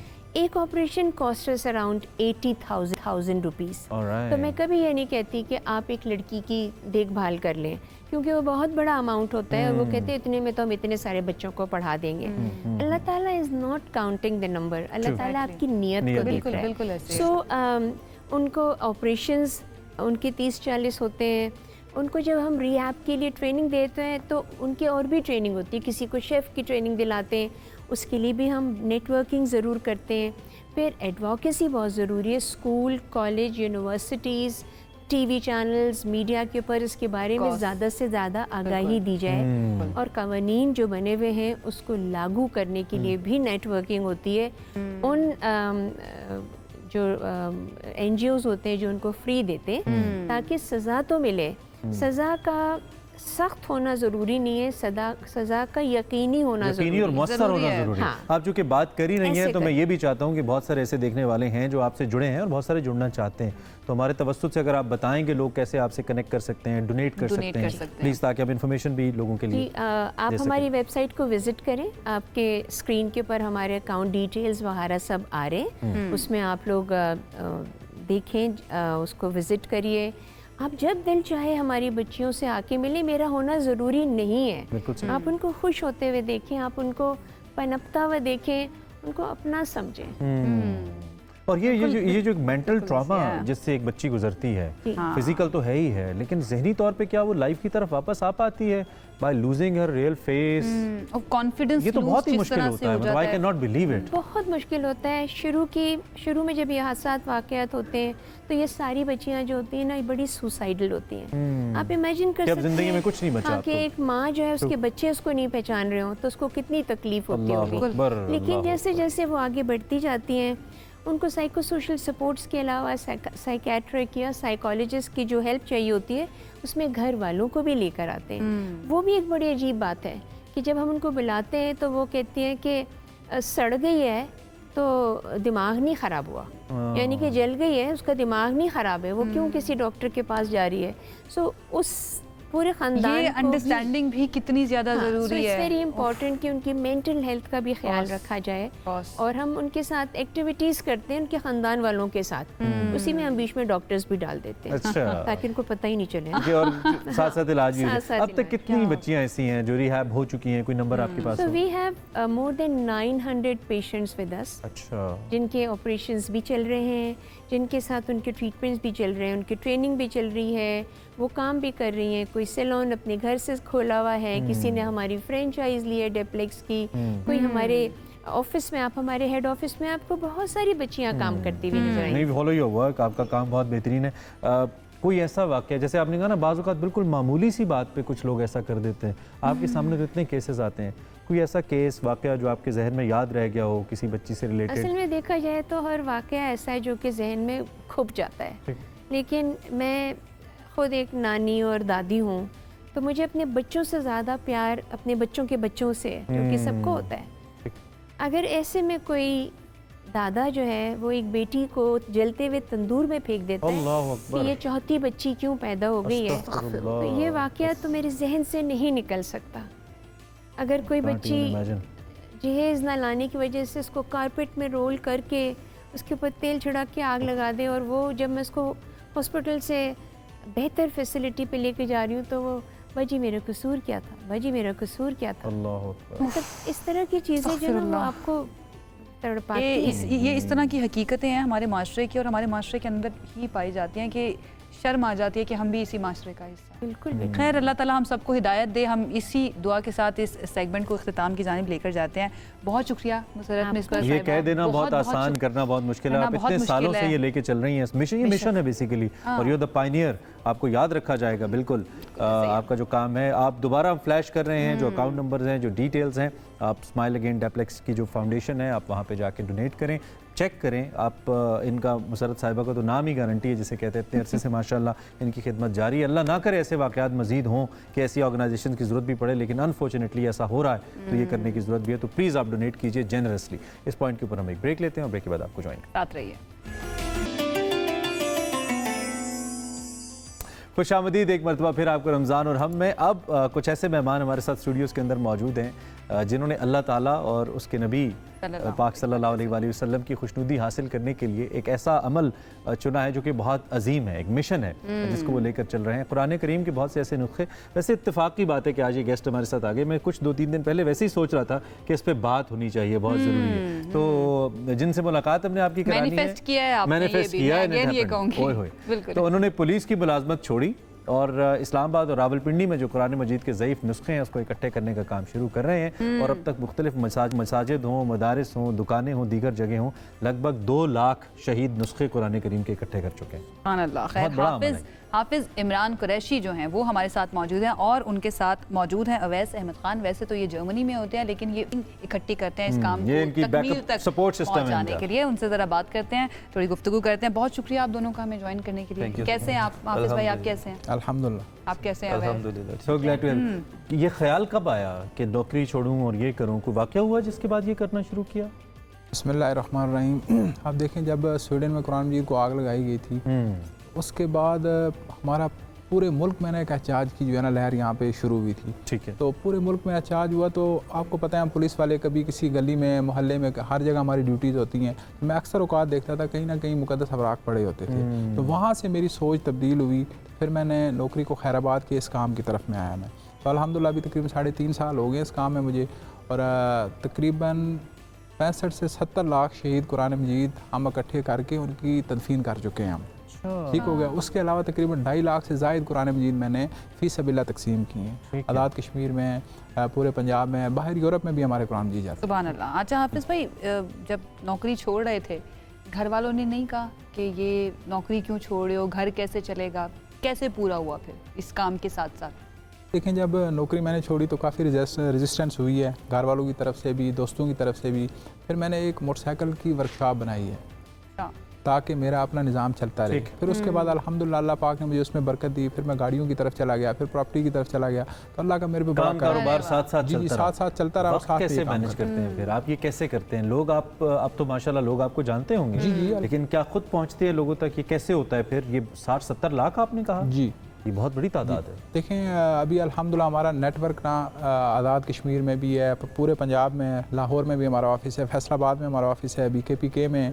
तो अभी लोग मेरे साथ खुद रब्ता करते हैं कि आप साहब इतने कुरान मजीद हमारे पास पढ़े हैं, तो हम आप तक कैसे पहुँचाएँ। शुरू में तो हमें बड़ी स्ट्रगल करनी पड़ी है, क्योंकि हम मसाजिद मदारस में जाते थे, वहाँ पे मसाजिद में ऐलानात करवाते थे कि जिनके पास शहीद कुरान मजीद है आप मस्जिद में ले आएँ तो हम यहाँ से लेके चले जाएंगे। अब अल्हम्दुलिल्लाह हमारा नेटवर्क इतना मजबूत हो, लोग भी खुद फ़ोन करते हैं। सोशल मीडिया का भी यूज़ करते हैं? जी, थोड़ा बहुत सोशल मीडिया का भी यूज़ करते हैं, लेकिन अभी हमारी आवाज़ बड़ी दूर तक चली गई अल्हम्दुलिल्लाह। बहुत ही अच्छा है, बहुत ही मौसर है, और बहुत बड़ा मिशन है मैं कहता हूँ। वैसे आपका कैसे रब्ता हुआ? आपके दोस्त हैं, कैसे काम करते हैं? हम जानते तो चाइल्डहुड से एक दूसरे की जान पहचान। एक ही गांव वगैरह से ताल्लुक है? नहीं, हम मोहल्लेदार हैं। अच्छा, मोहल्लेदार हैं, साथ ही रहते थे। तो मैं तो चला गया था 2019 में, बाहर चला गया था यूरोप में, इटली वाली साइड पे। तो वही जब डेनमार्क में कुरान पाक जलाया गया तो पूरी मुस्लिम वर्ल्ड जो है एक दफ़ा हिली थी और जोश में आई थी। तो एक दफ़ा मेरी हाफिज़ साहब से बात हो रही थी, उन्होंने मुझे यही कहा कि देखिए हमारे मुल्क में भी जो है ना लोग चाहते नहीं हैं, लेकिन बहुत सारी जगह ऐसी हैं जहाँ पे कुरान पाक की बेहरमती होती है, और मैं चाहता हूँ कि हम एक ऑर्गेनाइजेशन शुरू करें जो इसको महफूज करें। तो तब मैंने कहा था मैं आपके साथ हूँ, आप करें। फिर मैंने अपने फ्रेंड्स वगैरह को इनवाइट किया, हम फंडिंग वगैरह वहाँ से करते हैं, क्योंकि यहाँ पे जब हम बरीड करते हैं कुरान पाक, वो फिर मशीन्स आती हैं, वो प्रॉपर डिगिंग करती हैं, काफ़ी एक्सपेंसिव। रेगुलर डोनर्स आपके साथ जुड़े हुए हैं या ओकेजनल लोग आते हैं? हाँ जी, अल्हम्दुलिल्लाह जो हमारी ऑर्गेनाइजेशन के साथ परमानेंट मेंबर हैं वो हमें मंथली बेसिस पे हमें फंडिंग करते हैं। मुश्किल था ये काम? हाँ जी, फंडिंग इकट्ठी करना स्टार्टिंग में तो बहुत मुश्किल था। लोग आए गए। मैं कहता हूँ कि अब मैं जो चीज़ सोच के इस काम के साथ जुड़ा हूँ, लेकिन कुरान की हिफाजत अल्लाह पाक ने अपने ज़िम्मे ली है, तो मैं ये कहता हूँ कि ये मेरी इसमें कोई जो है बहुत बड़ा कारनामा नहीं है, अल्लाह पाक ने मुझे तौफीक दी है। तो कितनी बजट रिक्वायरमेंट होती है? बजट ब्रैकेट क्या है ऑन एवरेज अगर मैं आपसे? मुझे बजट तो हमारा बहुत ज़्यादा होता है, लेकिन ये कि मंथली बेसिस में लैक्स से ऊपर हमारे 1 लाख से ऊपर लैक्स में ओके।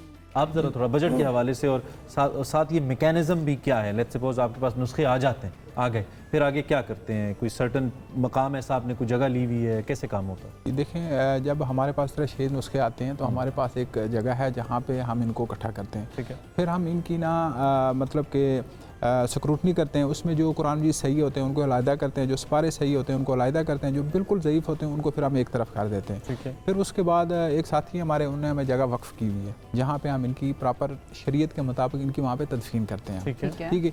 फिर उसके लिए हमें फिर मशीनरी रिक्वायरमेंट होती है। में क्या हुक्म है वैसे? आप तो फॉलो करते होंगे, ताकि आम लोग भी अगर करें तो उसको फॉलो कर लें। देखिए, शरई तौर पे इसका हुक्म ये है कि या तो इसको साफ़ पानी में बहा दें, ठीक है, या फिर इसकी तदफीन कर दें। ठीक है। आपको पता है पंजाब ज़मीन खोद के, जी ज़मीन खोद के, लेकिन वो जो ज़मीन आप जहाँ पे इसकी तदफीन करेंगे वो ऐसी जगह होनी चाहिए ताकि बाद में वहाँ पे कंस्ट्रक्शन ना हो। ठीक है। और सफाई भी मेंटेन हो, जानवर वगैरह भी ना हो। तो हम हमारे पास जो जगह है तो हमने उसकी चारदीवारी की हुई है। अच्छा, ये बहुत चारों तरफ से हमने अपने बोर्ड लगाए हुए उसको, और अभी तो सबको पता है कि यहाँ पे कुरान मजीद की तदफीन ही हो रही है। तो उस हवाले से जो है ना, क्या नाम है, हम बड़े मुतमिन है कि वहाँ पे इंशाल्लाह मुस्तक़बिल में भी कोई ना कोई कंस्ट्रक्शन होगी, ना ही वहाँ पे किसी और का आना जाना होगा। और आपकी ये जो ऑर्गेनाइजेशन है इसके अंदर और कितने लोग आपके साथ हैं? देखिए, अभी तो हमारे साथ आप कह सकते हैं कि हज़ारों में लोग हैं, क्योंकि पूरे पाकिस्तान में हमारा काम है, सिर्फ रावलपिंडी इस्लामाबाद में नहीं है, पूरे पाकिस्तान में हमारा अच्छा, एक जानिब जहाँ आपका ये मिशन बड़ा मस्बत है, वहाँ पे एक बड़ा लम्हा फिक्रिया भी है हमारे लिए कि इतने ज़्यादा कुरान के नुस्खे फिर उनकी तबाअत या पब्लिशिंग क्यों की जाती है जब उनको लोग उतना इस्तेमाल नहीं करते। बेसिकली रूट कॉज क्या है इतने ज़्यादा नुस्खे? एक तो चले उसकी उम्र पूरी हो गई, एक तो समझ में आता, लेकिन उमूमी तौर पर हम कुरान पाक को अस्तगफिरुल्लाह पढ़ते ही कितना है, हमारे घरों में तो महफूज करके रख दिया जाता है, कम पढ़ा जाता है और लंबे अरसे तक पड़ा रहता है। तो बुनियादी वजह क्या है, रूट कॉज क्या है जिससे इसको कम करें हम कि नुस्खे ज़्यादा शहीद ना हो, ज़ाया ना हो और इसकी ज़रूरत कम पड़े हमें? देखिए, इसके जो जिम्मेदार हैं, जो कुरान मजीद की जो तबात करते हैं ना, जो इशात करते हैं कुरान पाक की, वो लोग जिम्मेदार है। वो इतना नाकस पेपर उसमें लगाते हैं, इतना नाकस पेपर लगाते हैं, वो अगर साल पढ़ा रहे आप उसे खोल ही बना तब भी वो पेपर ना ख़राब हो जाता है। पीछे हमने कोशिश की थी, इनके खिलाफ हमने रिट एक दायर करने की कोशिश की थी, तो उसके बाद पंजाब कुरान बोर्ड ने हमारे साथ रब्ता किया, तो अल्हम्दुलिल्लाह अभी हम लोग पंजाब कुरान बोर्ड के साथ भी जुड़ गए। अच्छा, और इंशाअल्लाह अज़ीज़ हम इस चीज़ की रोकथाम के लिए काम कर रहे हैं। पेपर क्वालिटी पे फिर कोई इंप्रूवमेंट हुई है उसके बाद? जी, इसके बाद इंशाअल्लाह अभी हमारी कोशिश ये है कि हम इसको प्लास्टिक में कन्वर्ट करेंगे पेपर को। अच्छा, हाँ, प्लास्टिक में कन्वर्ट करेंगे। अल्हम्दुलिल्लाह मैं एक साथी ने यहाँ पे हसन अब्दाल में हमें जगह वक्फ की है इसी मकसद के लिए। रमज़ान शरीफ के बाद वहाँ पे इंशाल्लाह बिल्डिंग तैयार करेंगे और इसमें कुरान बोर्ड, जो पंजाब कुरान बोर्ड है, वो मामलत सारी कुरान बोर्ड करेगा। और वहाँ पे हम अपना ये मतलब कि एक मशीनरी लगाएंगे जिससे ये जो हम शहीद कुरान पाक जो इकट्ठे कर रहे हैं इसी का नया पेपर बनाएंगे, फिर इसी से नए कुरान मजीद बनाएंगे और पेपर की जो क्वालिटी है वो बहुत अच्छी रखेंगे हम, ताकि कम से कम वो 40-50 साल तक कहीं वो पेपर ना। अच्छा, जो आपको देख रहे हैं इस वक्त लोग, एक तो उनको थोड़ा सा गाइड कर दें कि कैसे वो कुरान करीम के नुस्खे जो हैं या कुरान करीम उसको शहीद होने से बचा सकते हैं। दूसरा ये, अगर शहीद हो गया और अपने तौर पर वो शरीयत के मुताबिक उसकी तदफीन करना चाहते हैं तो वो कैसे कर सकते हैं? देखें, जो नादरीन अभी देख रहे हैं, मेरा उनसे ये गुजारिश है कि पहली बात ये है कि आप कुरान मजीद को रेगुलर पढ़ें, उसको संभाल के रखें, उसके ऊपर हिदायत समझ कर पढ़ें। जी, उसको समझ कर पढ़ें, उस पर गिलाफ चढ़ाएं ताकि कुरान मजीद ज़्यादा से ज़्यादा लंबे अरसे तक वो कागज़ चलता रहे। अगर मिसाल के तौर पे वो शहीद हो जाता है या ज़ईफ़ हो जाता है तो आप अपने तौर पे उसको तदफीन करने की कोशिश ना करें, क्योंकि अगर वो अपने तौर पे करेंगे हो सकता है किसी ऐसी जगह पे तदफीन कर दें, बाद में वहाँ पे कोई और कंस्ट्रक्शन हो जाए, बेअदबी हो जाएगी। बेस्ट ऑप्शन ये है कि आप जो करीबी मस्जिद है वहाँ पे आप जमा करवा दें, क्योंकि अल्हम्दुलिल्लाह पंजाब में अक्सरियत मसाजिद के साथ हमारा रब्ता है। ठीक है, तो वो हमें कॉल करते हैं, हम जाके वहाँ से कलेक्ट कर लेते हैं। कोई ऐसा आपने इस कलेक्शन के दौरान कोई ऐसा वाक़या भी हुआ जिसने आपको बड़ा हैरान किया हो, कोई ऐसी चीज़ आपने महसूस की हो जो हमारे देखने वालों की दिलचस्पी का बायस हो? कुछ ऐसा आपके जहन में हो? जी, कहीं से मिला? मैं जगह मेंशन में नहीं करूँगा। हम वहाँ पे एक जगह पे गए तो हमें इतला मिली यहाँ पे कुरान पाक की तौहीन हो रही है। जब हम वहाँ पे गए हैं तो वहाँ पे तकरीबन 2,500 से 2,500 कुरान मजीद पड़े हुए थे और ऊपर उसके बच्चों की नैपियाँ और घर का कचरा भी लोगों ने डाला हुआ था। यकीन माने उसने मेरी रूह कांप गई। जी, मेरे साथ जितने ये महज बेहतियाती थी या जानबूझ के किसी की तरफ से? देखें, ये अल्लाह ही जानता है कि क्या हुआ है, लेकिन ये है कि थी तो बेहुरमती कुरान में। लेकिन मैंने हमारी तंजीम के जितने साथी थे, एक दफ़ा हम सब कांपे हैं, सब रोना शुरू हो गए, यार ये हो रहा है। और अगर ये किसी गैर मुल्क में हुआ होता तो यहाँ पे आग लग गई, ठीक है।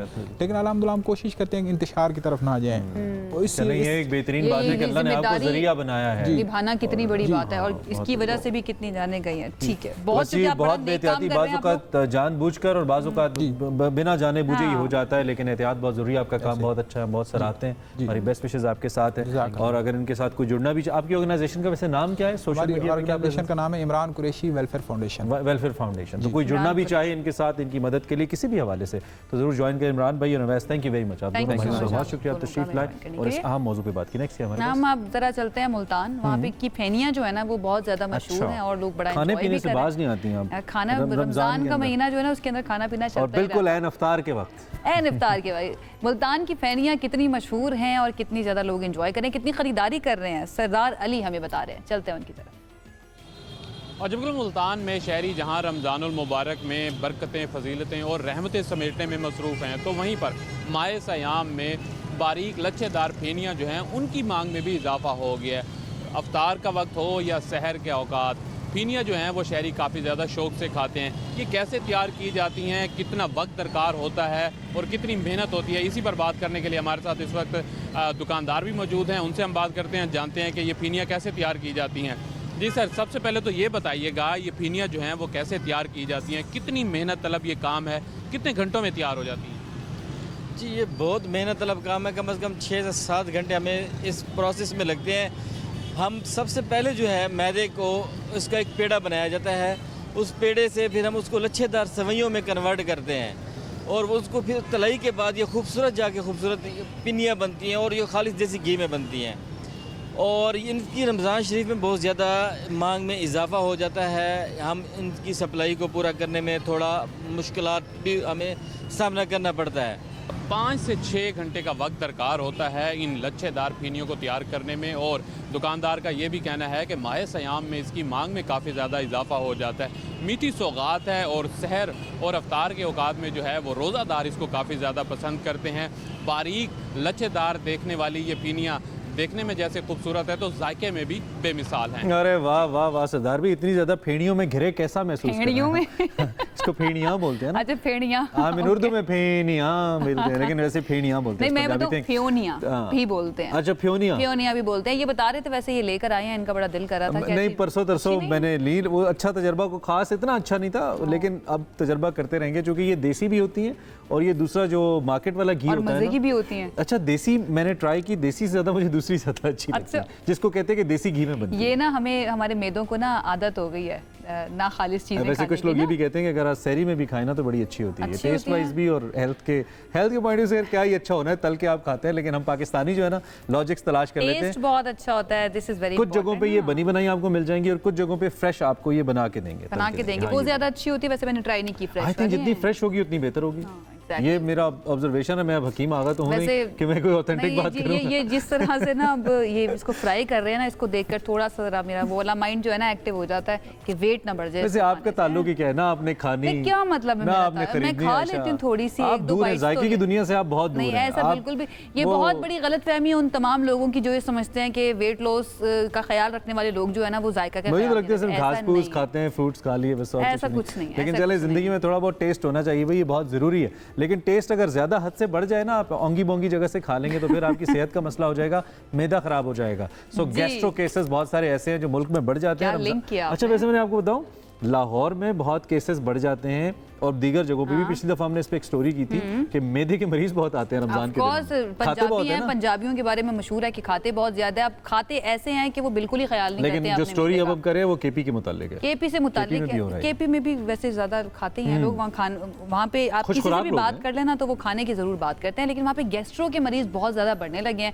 और गुज़श्ता 14 दिन की अगर हम बात कर लें, 19,000 से ज़ायद केसेस रिपोर्ट हो चुके हैं वहाँ पर। और महकमा सेहत की रिपोर्ट ये बता रही है कि खैबर पख्तूनख्वा में ये केसेस सूबे के मुख्तलिफ अस्पतालों में अभी तक रजिस्टर किए जा चुके हैं। इसकी रीज़न क्या है, क्यों इतने ज़्यादा गैस्ट्रो के केसेस सामने आ रहे हैं, इसके लिए हम बात कर लेते हैं। डॉक्टर सिद्दीक ने हमें ज्वाइन किया है जो कि कंसल्टेंट गैस्ट्रोएंट्रोलॉजिस्ट हैं, उनसे जानते हैं इसके बारे में और अभी तक इसकी रीज़न क्या है और इससे कैसे बचा जा सकता है। डॉक्टर साहब थैंक यू सो मच हमें ज्वाइन करने के लिए। रमज़ान में गैस्ट्रो के मरीज इतने ज़्यादा क्यों आ रहे हैं, ये मर्ज इतना क्यों फैल रहा है केपी में? जी thank you very much for inviting me. हम न्यूज़ का बहुत शुक्रिया, उनकी पूरी टीम का बहुत शुक्रिया कि उन्होंने मुझे मौका दिया इस टॉपिक पे बात करने का। और सबसे पहले अपने तमाम व्यूअर्स को रमज़ान की बहुत सारी मुबारकबाद। अल्लाह करे कि इस रमज़ान में हम लोग अपनी इबादत, अपनी सेहत और अपने जो जिक्र अस्कार है उस पर पूरी तवज्जो दें। आमीन। आपने जो स्टेटिस्टिक्स पेश किए कि ये 2 वीक्स में कुछ 19,000 केसेस रिपोर्ट हुए, तो बिल्कुल ठीक बात की आपने। और इसकी रीजन जो है ना मल्टीपल रीजंस हैं। फर्स्ट ऑफ ऑल तो ये कि हम लोग रमजान में जो खासकर गैस्ट्रो की मरीज हैं, जो चीजें हम नॉर्मल डेज में पेशेंट्स को कहते हैं कि आप लोग ये चीजें अवॉइड करें, तो रमजान में उन चीजों की जो अवेलेबिलिटी वो बहुत ज्यादा हो जाती है। जिस तरह आम मार्केट में अगर आप जाए तो समोसे, पकौड़े, जलेबी, फ्रूट चाट्स और ये जो आम जो कचालू चाट्स वगैरह हैं, तो इनकी तादाद काफी ज्यादा हो जाती है, हर जगह अवेलेबल होते हैं। तो एक ये भी रीजन है, क्योंकि आप कह रहे हैं नहीं खाने चाहिए या कम खाने चाहिए डॉक्टर साहब? हाइजीन पे डिपेंड करता है जी। मैं इस टॉपिक पे आ रहा था कि मेन चीज इसमें हाइजीन है। ठीक है, अब घर में एक चीज बनी तो उसकी हाइजीन काफी अच्छी होगी क्योंकि आपने खुद बनाया होगा, तो वो हम रिकमेंड करते कि वो लोग लाजमी ज्यादा से ज्यादा लें। जो ये केसेस रिपोर्ट होते तो इन मरीजों से जो हम लोग हिस्ट्री लेते हैं, उनसे पूछते हैं, तो ज्यादातर का जवाब यही होता है कि हमने बाहर से कोई चीज खाई हुई थी, उसके बाद से हमें ये जो बीमारी लग गई है। तो मेन चीज इसमें हाइजीन को हमने फोकस करना है कि फूड जो आइटम्स हैं उनकी हाइजीनिक कंडीशन अच्छी होगी। थोड़ा सा एक्सप्लेन कीजिएगा डॉक्टर साहब, गैस्ट्रो ये बीमारी जो है इसके अंदर आपको क्या महसूस होता है और कितनी देर तक रहती है और इसका इलाज जो है वो फिर क्या हो सकता है? जी, गैस्ट्रो जो जिसे हम कहते हैं गैस्ट्रोएंटेराइटिस, इसमें जो अलामात है वो तो उसमें दस्त का आना यानी पेट खराब होना, पेट में मरोड़ का आना, मतली आना और बुखार आना, ठीक है, ये उसकी अलामात है। तो यूजुअली जो मिडिल एज के लोग होते हैं, जो यंग एज के लोग होते हैं, वो तो काफी क्विकली रिस्पॉन्ड कर जाते हैं ट्रीटमेंट को।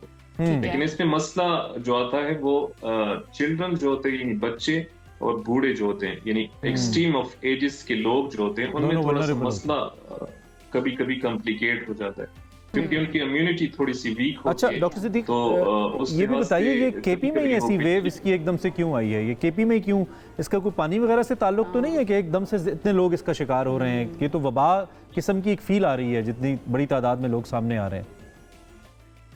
जी, तकरीबन पेशावर में स्टेटिस्टिक्स के मुताबिक 2000 केसेस रजिस्टर हुए। तो बिल्कुल डेफिनेटली इसका ताल्लुक पानी से भी है, खुराक से भी है। कई इलाकों में शायद पानी का जो सिस्टम है, सीवरेज सिस्टम, वो अच्छा नहीं है, उस वजह से भी हो सकता है। और जिस तरह मैंने आपसे कहा कि अवेलेबिलिटी ऑफ दीज फूड्स ये बहुत ज्यादा हो जाती है रमजान में, जो कि मिर्च मसाले वाली चीजें और ये जो चाट्स और समोसे, तो इनकी वजह से काफी ज्यादा ये केसेस इसलिए आ जाते हैं। और कभी आपने खुद भी ऑब्जर्व किया होगा, और हम तो डेली मतलब जब ड्यूटीज पे जाते हैं, अफ्तारी के बाद एकदम लोड बहुत ज्यादा बढ़ जाता है हॉस्पिटल पे, क्योंकि उनमें अक्सर लोगों ने बहुत ज्यादा ओवर ईटिंग की होती है। तो हम उनको यही एडवाइस देते हैं कि रमजान बेसिकली सबर का महीना है। उनको वो भूल जाते हैं कि सिर्फ इतना सबर किया, अफ्तारी पर आई है लेकिन पेट अपना है। डॉक्टर साहब वो भूल जाते हैं और फिर ये नतीजा हम उनके इतना सबर किया है, तो काइंडली ये अफ्तारी की टाइम ही थोड़ा सबर कर लिया करें। तो धीमे धीमे अच्छा, एक तो ये है कि हम क्या खा रहे हैं, एक तो आपने इस पे हमारी तवज्जो दिलाई। एक क्या डॉक्टर सिद्दीक ये भी है कि हम कैसे खा रहे हैं, यानी कि किस पोर्शन या किस रूटीन से खा रहे हैं, किस तरतीब में खा रहे हैं, 12-13 घंटे से मैदा खाली है और फिर उसके बाद एकदम से हमने कुछ उंडेला, ये भी इसका बाइस बनता है। जरा इस हवाले से बीमारी रानुमाई करें। डेफिनेटली जी, ये अगर हम रमजान में अप्लाई ना करें, हम आम दिनों में भी ये रूल अप्लाई कर सकते हैं। हमारे जो मेरी स्पेशलिटी वो गैस्ट्रोएंटरोलॉजी की है, तो हम लोगों को यही बताते हैं कि अपने फूड को वक्फे से लेना है। मतलब फॉर एग्जांपल आपने नाश्ता कर लिया 8 बजे, तो 10 बजे फिर आपने कुछ थोड़ा सा लेना है, फिर 12 बजे कुछ लेना है, फिर 2 बजे लेना है, यानी 2 आवर्स के वक्फे के साथ आपने कुछ ना कुछ लाजमी लेना है। तो इससे ये कि एकदम स्टमक पे बोझ भी नहीं पड़ता और उसके डाइजेशन का अमल भी अच्छा रहता है। तो रमजान में असल में ये है कि वो लोगों में वही बात है कि सब्र नहीं होता, तो एकदम वो जो है ना इतनी फूड इनटेक ले लेते हैं कि स्टमक की अपनी कैपेसिटी है तकरीबन 1.5 लीटर कैपेसिटी है। तो अगर एकदम सब कुछ आप उसमें डाल ले तो लाजमी बात है 1.5 लीटर तुम खाली शरबत ही डालते हैं इसमें। 1.5 लीटर की तो शरबत की बोतल जाती है अंदर। ठीक है, आपको हॉस्पिटल इसके इलाज पर आ जाते हैं। इसका इलाज फिर क्या होता है डॉक्टर सिद्दीक? अच्छा जी, इलाज तो यही है कि जिस तरह हम कहते हैं कि परहेज इलाज से बेहतर है। First of all hygienic condition, सबसे पहले अपने बच्चों से हम स्टार्ट करते हैं। उनको हमें बताना चाहिए, अपने व्यूअर्स को मैं बताना चाहूंगा कि घर में आप जहां से भी मतलब वॉशरूम से आप फारिग होते हैं अपने हाथ धोया करें, बाहर से आप आते अपने हाथ धोया करें। आप कोशिश करें कि अपनी जो आपके घर का पानी है जहाँ से आप पीते हैं तो वो बिल्कुल फिट हाइजीनिक होना चाहिए। अगर आपको शक है कि इस इलाके का पानी अच्छा नहीं है तो आपको फिल्ट्रेशन सिस्टम लगाना चाहिए जो फिल्टर्स लगते हैं घरों में। तो मेन जो चीज है जिससे लगती है वो खुराक और पानी है, तो इस पे हमें फोकस देना है। सब गेस्ट्रो के दौरान खाने पीने के लिए क्या रिकमेंड करते हैं आप? हल्की ग़िज़ा ली जाए, क्या मुअस्सर रहेगा ज़्यादा? अगर हल्की फुल्की अलामात आ रही हैं, दस्त लगे हैं, मोशंस वगैरह फील हो रहे हैं या पेट में मरोड़ हैं, तो क्या आप सजेस्ट करेंगे किस टाइप की खुराक लेना शुरू करें हम? जी बिल्कुल, सॉफ्ट उसमें हम उनको कहते हैं पेशेंट्स को कि आपने सॉफ्ट डाइट लेनी है और कुछ वक्त के लिए थोड़ा सा खैर है अगर आप कुछ ना भी लें, फ्लूइड्स लें, फ्लूइड इनटेक, क्योंकि इसमें जो पेचीदगी होती है वो फ्लूइड लॉस बहुत ज्यादा हो जाता है जिसकी वजह से मरीज डिहाइड्रेट हो जाता है। और अगर ज्यादा डिहाइड्रेशन हो जाए तो किडनी फेलियर की तरफ भी जा सकता है। तो गैस्ट्रो की वबा में मेन जो चीज है हमारी फोकस ऑफ ट्रीटमेंट वो है फ्लूइड इनटेक, यानी हमने मरीज को रिहाइड्रेट रखना है, चाहे वो ऑरली हो, मुंह के जरिए ले सकता है, या अगर वो मुंह के जरिए नहीं ले सकता तो हम उनको आईवी ड्रिप्स के जरिए यानी ड्रिप्स की शक्ल में हम उनको वो ट्रीटमेंट देते हैं, बस इसलिए कि उनमें पानी की कमी ना आए जिसकी वजह से उनकी गुर्दे इफेक्ट ना हो। और कुछ मेडिकेशन भी इसकी होती है लाजमी तौर पे। And one more point thing doctor Siddiq, किस सूरत में अगर मैं रोजे से हूं और मुझे कुछ अलामात महसूस होना शुरू हो गई हैं, हो सकता है सहरी में कुछ ऐसा खाया हो, तो मैं रोजा अपना तोड़ दूं, आप मेडिकली कहाँ किस स्टेज पे रिकमेंड करते हैं, ये क्या महसूस हो? नहीं जी, इतने मेरे ख्याल से इतने सीरियस तो इसमें वो नहीं होता। और बाकी मतलब ये कि if a person can not मतलब ऑफ दैट लेवल के वो नहीं रख सकता, मतलब मुसलसल वॉमिटिंग कर रहा है या उसकी हालत इस तरह है कि वो मजीद नहीं रख सकता, तो इस्लाम में भी यही है कि मरीज के लिए रोजा वो नहीं है। लेकिन गैस्ट्रोएंटेराइटिस में इतना सीवियर कंडीशन नहीं होती है। ठीक है, बहुत शुक्रिया डॉक्टर मोहम्मद सिद्दीक हमारे साथ मौजूद थे, गाइड कर रहे थे स्पेशली गैस्ट्रो के बारे में कि इस मरज़ से हमने कैसे बचना है, हाइजीन का बहुत ज़्यादा ख्याल रखना है। अगर समोसे पकोड़े आपने खाने हैं तो इट्स बेटर कि आप घर के बने हुए खा लें, और एज इमरान सेड कि अपने मैदे को ना अपना मैदा समझकर खाएं। पराई इफ्तारी पे इतना ना खाया करेंगे, दोबारा मिलनी नहीं है। मतलब होता है ना, किसी ने इफ्तारी पे बुला लिया तो सब कुछ मुका के उठना, ये हमारा होता है रवैया ऐसा ना। खैर, इससे पहले कि हम ब्रेक लें, एक ज़बरदस्त खबर है हमारे पास सऊदी अरब से। उसका शहर है तबूक, आपको मालूम है, जंग तबूक के बारे में आप जानते हैं, गज़वा के बारे में। जदीद और माहौल दोस्त एक मस्जिद है वहाँ पे तबूक के अंदर, वहाँ पे इसका इफ्तिताह कर दिया गया है। अच्छा, इसका नाम है अल जोहरा बिनते अब्दुल अजीज अल दाऊद मस्जिद। इसको जदीद टेक्नोलॉजी और इंटीग्रेटेड सर्विसेज के साथ डिज़ाइन किया गया है। स्मार्ट मस्जिद भी हम कह सकते हैं। ये मस्जिद ज़मीन से 20 सेंटीमीटर ऊंची है ताकि माजूर और बुजुर्ग अफराद जो हैं उनका दाखिला आसान बनाया जा सके। बहुत ही कंसीडरेट जो है ना ये ख्याल है। इसके मीनार जो है उसकी रोशनी अजान के वक्त तब्दील होती है ताकि क़ुव्वत समात से महरूम अफराद को अजान का पता चल सके। My God, that is real smart. और ये दोनों मानों में हम स्मार्ट इसको कह सकते हैं, टेक्नोलॉजी वाइज भी और उसके साथ साथ तमाम लोगों का इंक्लूसिविटी का ख्याल रखा गया। अच्छा, सऊदी अरब में ऐसी और भी आपको पता है मसाजिद हैं, ये जो चंद बड़ी मसाजिद हैं ना उनमें से ये एक है। तो इस मॉडल के ऊपर काम किया जा रहा है और सऊदी अरब बड़ी जबरदस्त इनोवेशन की जानिब जा रहा है। आपको 2030 प्लान है, आपको पता है 2030, 2040 एंड 2050 और जो मोहम्मद बिन सलमान है उनका विजन भी है, तो ऐसा कुछ हो रहा है। खैर, quickly one more story share करते हैं, फिर आगे बढ़ते हैं। जो बरतानिया की समुद्री हदूद है, इसमें एक माल बरदार जहाज और अमेरिकी फौज के जो एक जेट फ्यूल से भरा टैंकर है वो आपस में टकरा गए हैं और इससे ओब्वियसली समुद्री हयात का बहुत नुकसान होगा। अच्छा, हादसे के बाद बहरी जहाज में आग भड़क उठी, जो हम आपको दिखा भी रहे हैं, जबकि ऑयल टैंकर से तेल का रिसाव भी जारी है। बरतानवी कोस्ट गार्ड जो है वो ये बता रहे हैं कि हादसे के बाद 36 अफराद को रेस्क्यू कर लिया गया अल्हम्दुलिल्लाह, लेकिन एक शख्स अभी भी लापता है। और ये भी बताया जा रहा है कि यह हादसा मसरूफ समुद्री रास्ता है जहाँ बरतानिया की शुमाल मशरक़ी बंदरगाहों से नीदरलैंड्स और जर्मनी तक जहाज़ों की आमद-ओ-रफ्त होती है। तेल से ज़्यादा मुतासिर हुआ जो समुद्री हयात है उसका बहुत नुकसान होता है। खैर चलें, अल्लाह रहम फरमाए। इस नोट के ऊपर हमने ब्रेक पे जाना है। जब ब्रेक से वापस आएंगे तो अब से कुछ ही देर बाद लाहौर और इस्लामाबाद के मुज़ाफ़ात में इफ्तार का वक्त हुआ चाहता है। आप इफ्तार कीजिएगा, हमारे लिए दुआ कीजिएगा और ब्रेक के बाद हमें ज्वाइन कीजिएगा, कुछ और इंटरेस्टिंग आपके लिए लेकर आएंगे। रमज़ान और हम एक बार फिर खुश आमदीद, इस उम्मीद के साथ कि आप हमारे साथ जुड़े हैं। इस्लामाबाद और लाहौर के मज़ाफ़ात में आज 10वां रोज़ा अल्हम्दुलिल्लाह इफ्तार हो चुका है, अज़ान मग़रिब हो चुकी है और कराची में अब से कुछ देर बाद होने को है। हम आपके साथ रहेंगे, आपको साथ रखेंगे। मुसलमान मुफक्किरीन और साइंसदानों के हवाले से या तिब्बी माहिरीन की एक सीरीज़ है जिस पर हम रोज़ाना बात करते हैं। आज हम बात करने जा रहे हैं जिस आम शख्सियत की, उनका नाम है इब्नुल जज़्ज़ार। अगर हम 10वीं सदी के अंदर जाएँ तो 10वीं सदी के मशहूर जो मुस्लिम मुआलिज हैं, फ़लसफ़ी हैं और उनको मुसन्निफ़ भी कहा जा सकता है ओबियसली, बिकॉज उनकी तसानीफ़ भी हैं।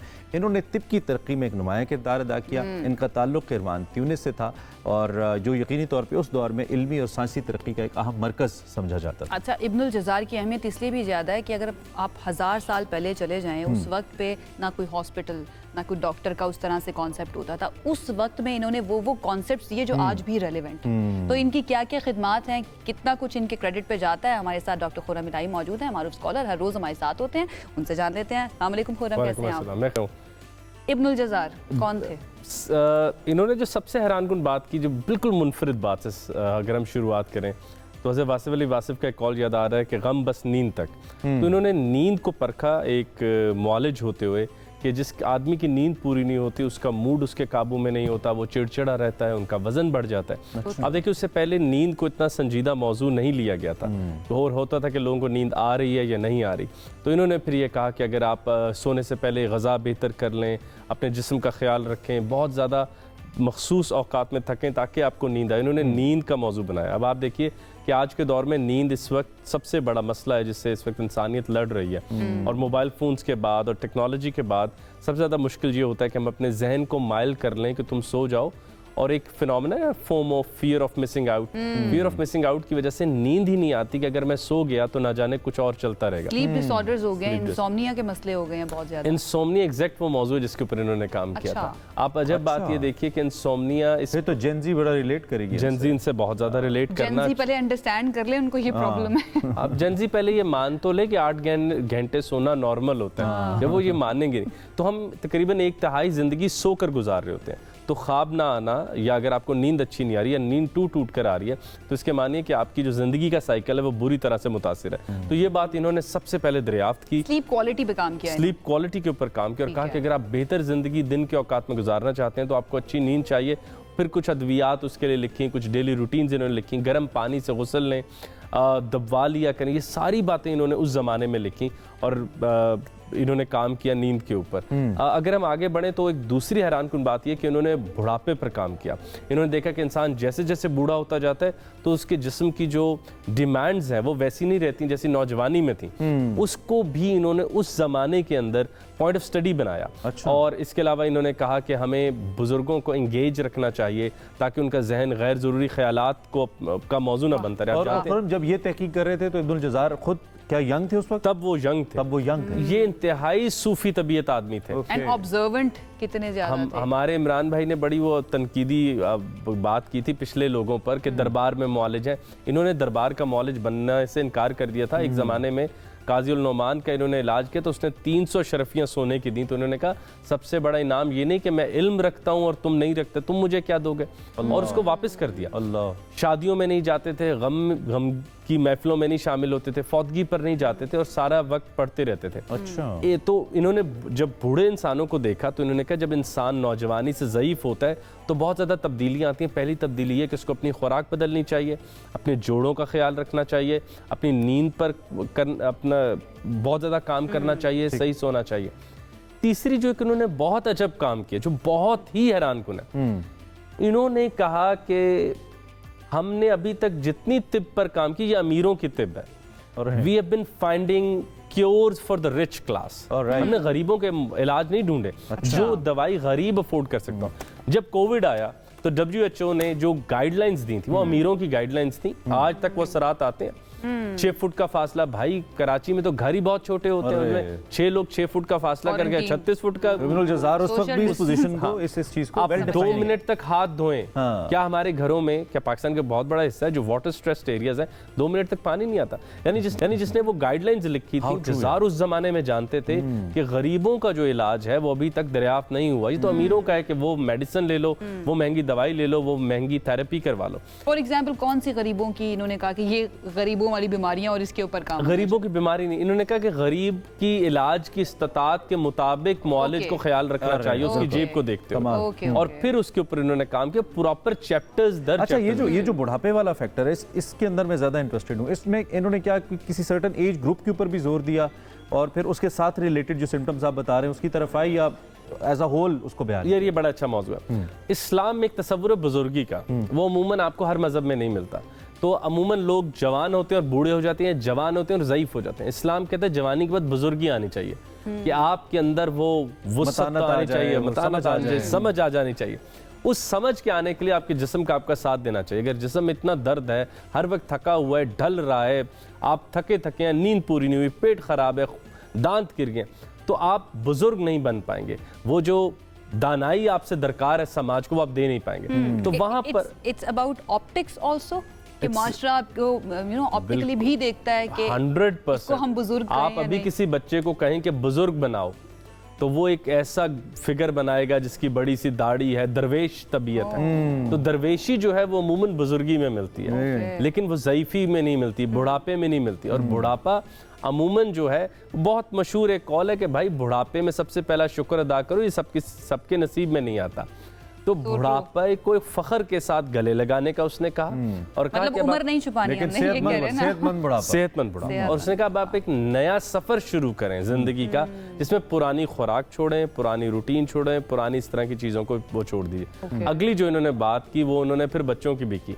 तो उन्होंने कहा कि अब पूरी एक किताब लिखी, मैनेजमेंट ऑफ चिल्ड्रन, 20 चैप्टर हैं उसके, कि बच्चों के जब दांत हो रहे होंगे तो वो चिड़चिड़े हो जाएंगे, उनको कॉलिक पेन्स उस जमाने में उन्होंने दरियाफ्त कर ली थी, जो हमारी जो माएँ हैं वो जानती हैं। इन लोगों के रिसर्च सैंपल्स फिर क्या थे? खास तौर पे इब्नुल जज़ार, जितनी शख्सियात हमने डिस्कस की हैं इनका ज़्यादा ह्यूमैनिटेरियन बेस्ड है, इंसानों से मुतल्लिक, यानी कि बराह रास्त जो इंसान की बॉडी से मुतल्लिक है। तो इनका जो सैंपल क्या था रिसर्च का, वो क्या था एक्चुअली? अच्छा, ये ना इंडक्टिव लोग होते थे, अब साइंस ज़्यादा डिटेक्टिव हो गई है। हम पहले से समझी हुई बातों के अंदर अपने राय को टेस्ट करते रहते हैं। पहले होता था कि आप डायरेक्ट समाज से टकराते थे, आप लोगों से टकरा रहे होते थे, आप एक सोशल आदमी होते थे, ऑर्गेनाइजेशनल आदमी नहीं होते थे। अब तो हम एरिक फ्रॉम के ऑर्गेनाइजेशनल आदमी अदारे में बंद हैं, तो पहले हम समाज में बंद होते थे। समाज से मैं रोज मालूमात लेता था कि 6 लोग वहाँ बीमार हैं, 2 लोग आज वहाँ बुरे लड़ पड़े, तो उस वजह से एक हकीकी डेटा सामने आ रहा होता था और इंसान अपने आप को उससे हर वक्त जुदा नहीं रखता था, जिस वजह से इन बीमारियों के ऊपर मुझे लगता है बेहतर तरीके से उन लोगों ने काम कर लिया। और ये इतने किताब दोस्त आदमी थे कि इनकी किताब की आपने बात कर दी है, तो इनकी किताब ज़ादुल मुसाफिर और ड्यूरिंग सफर आप कौन कौन सी बीमारियां हो सकती हैं उसका इलाज। मैं भी इसकी तरफ आ रहा था। इमेजिन कीजिए कि मुसाफिरों के लिए क्यों आया ख्याल। देखिए, कुछ चीज़ें हैं जो बार बार इमरान भी कहते हैं कि मुस्लिम साइंटिस्ट ने क्यों सोचा।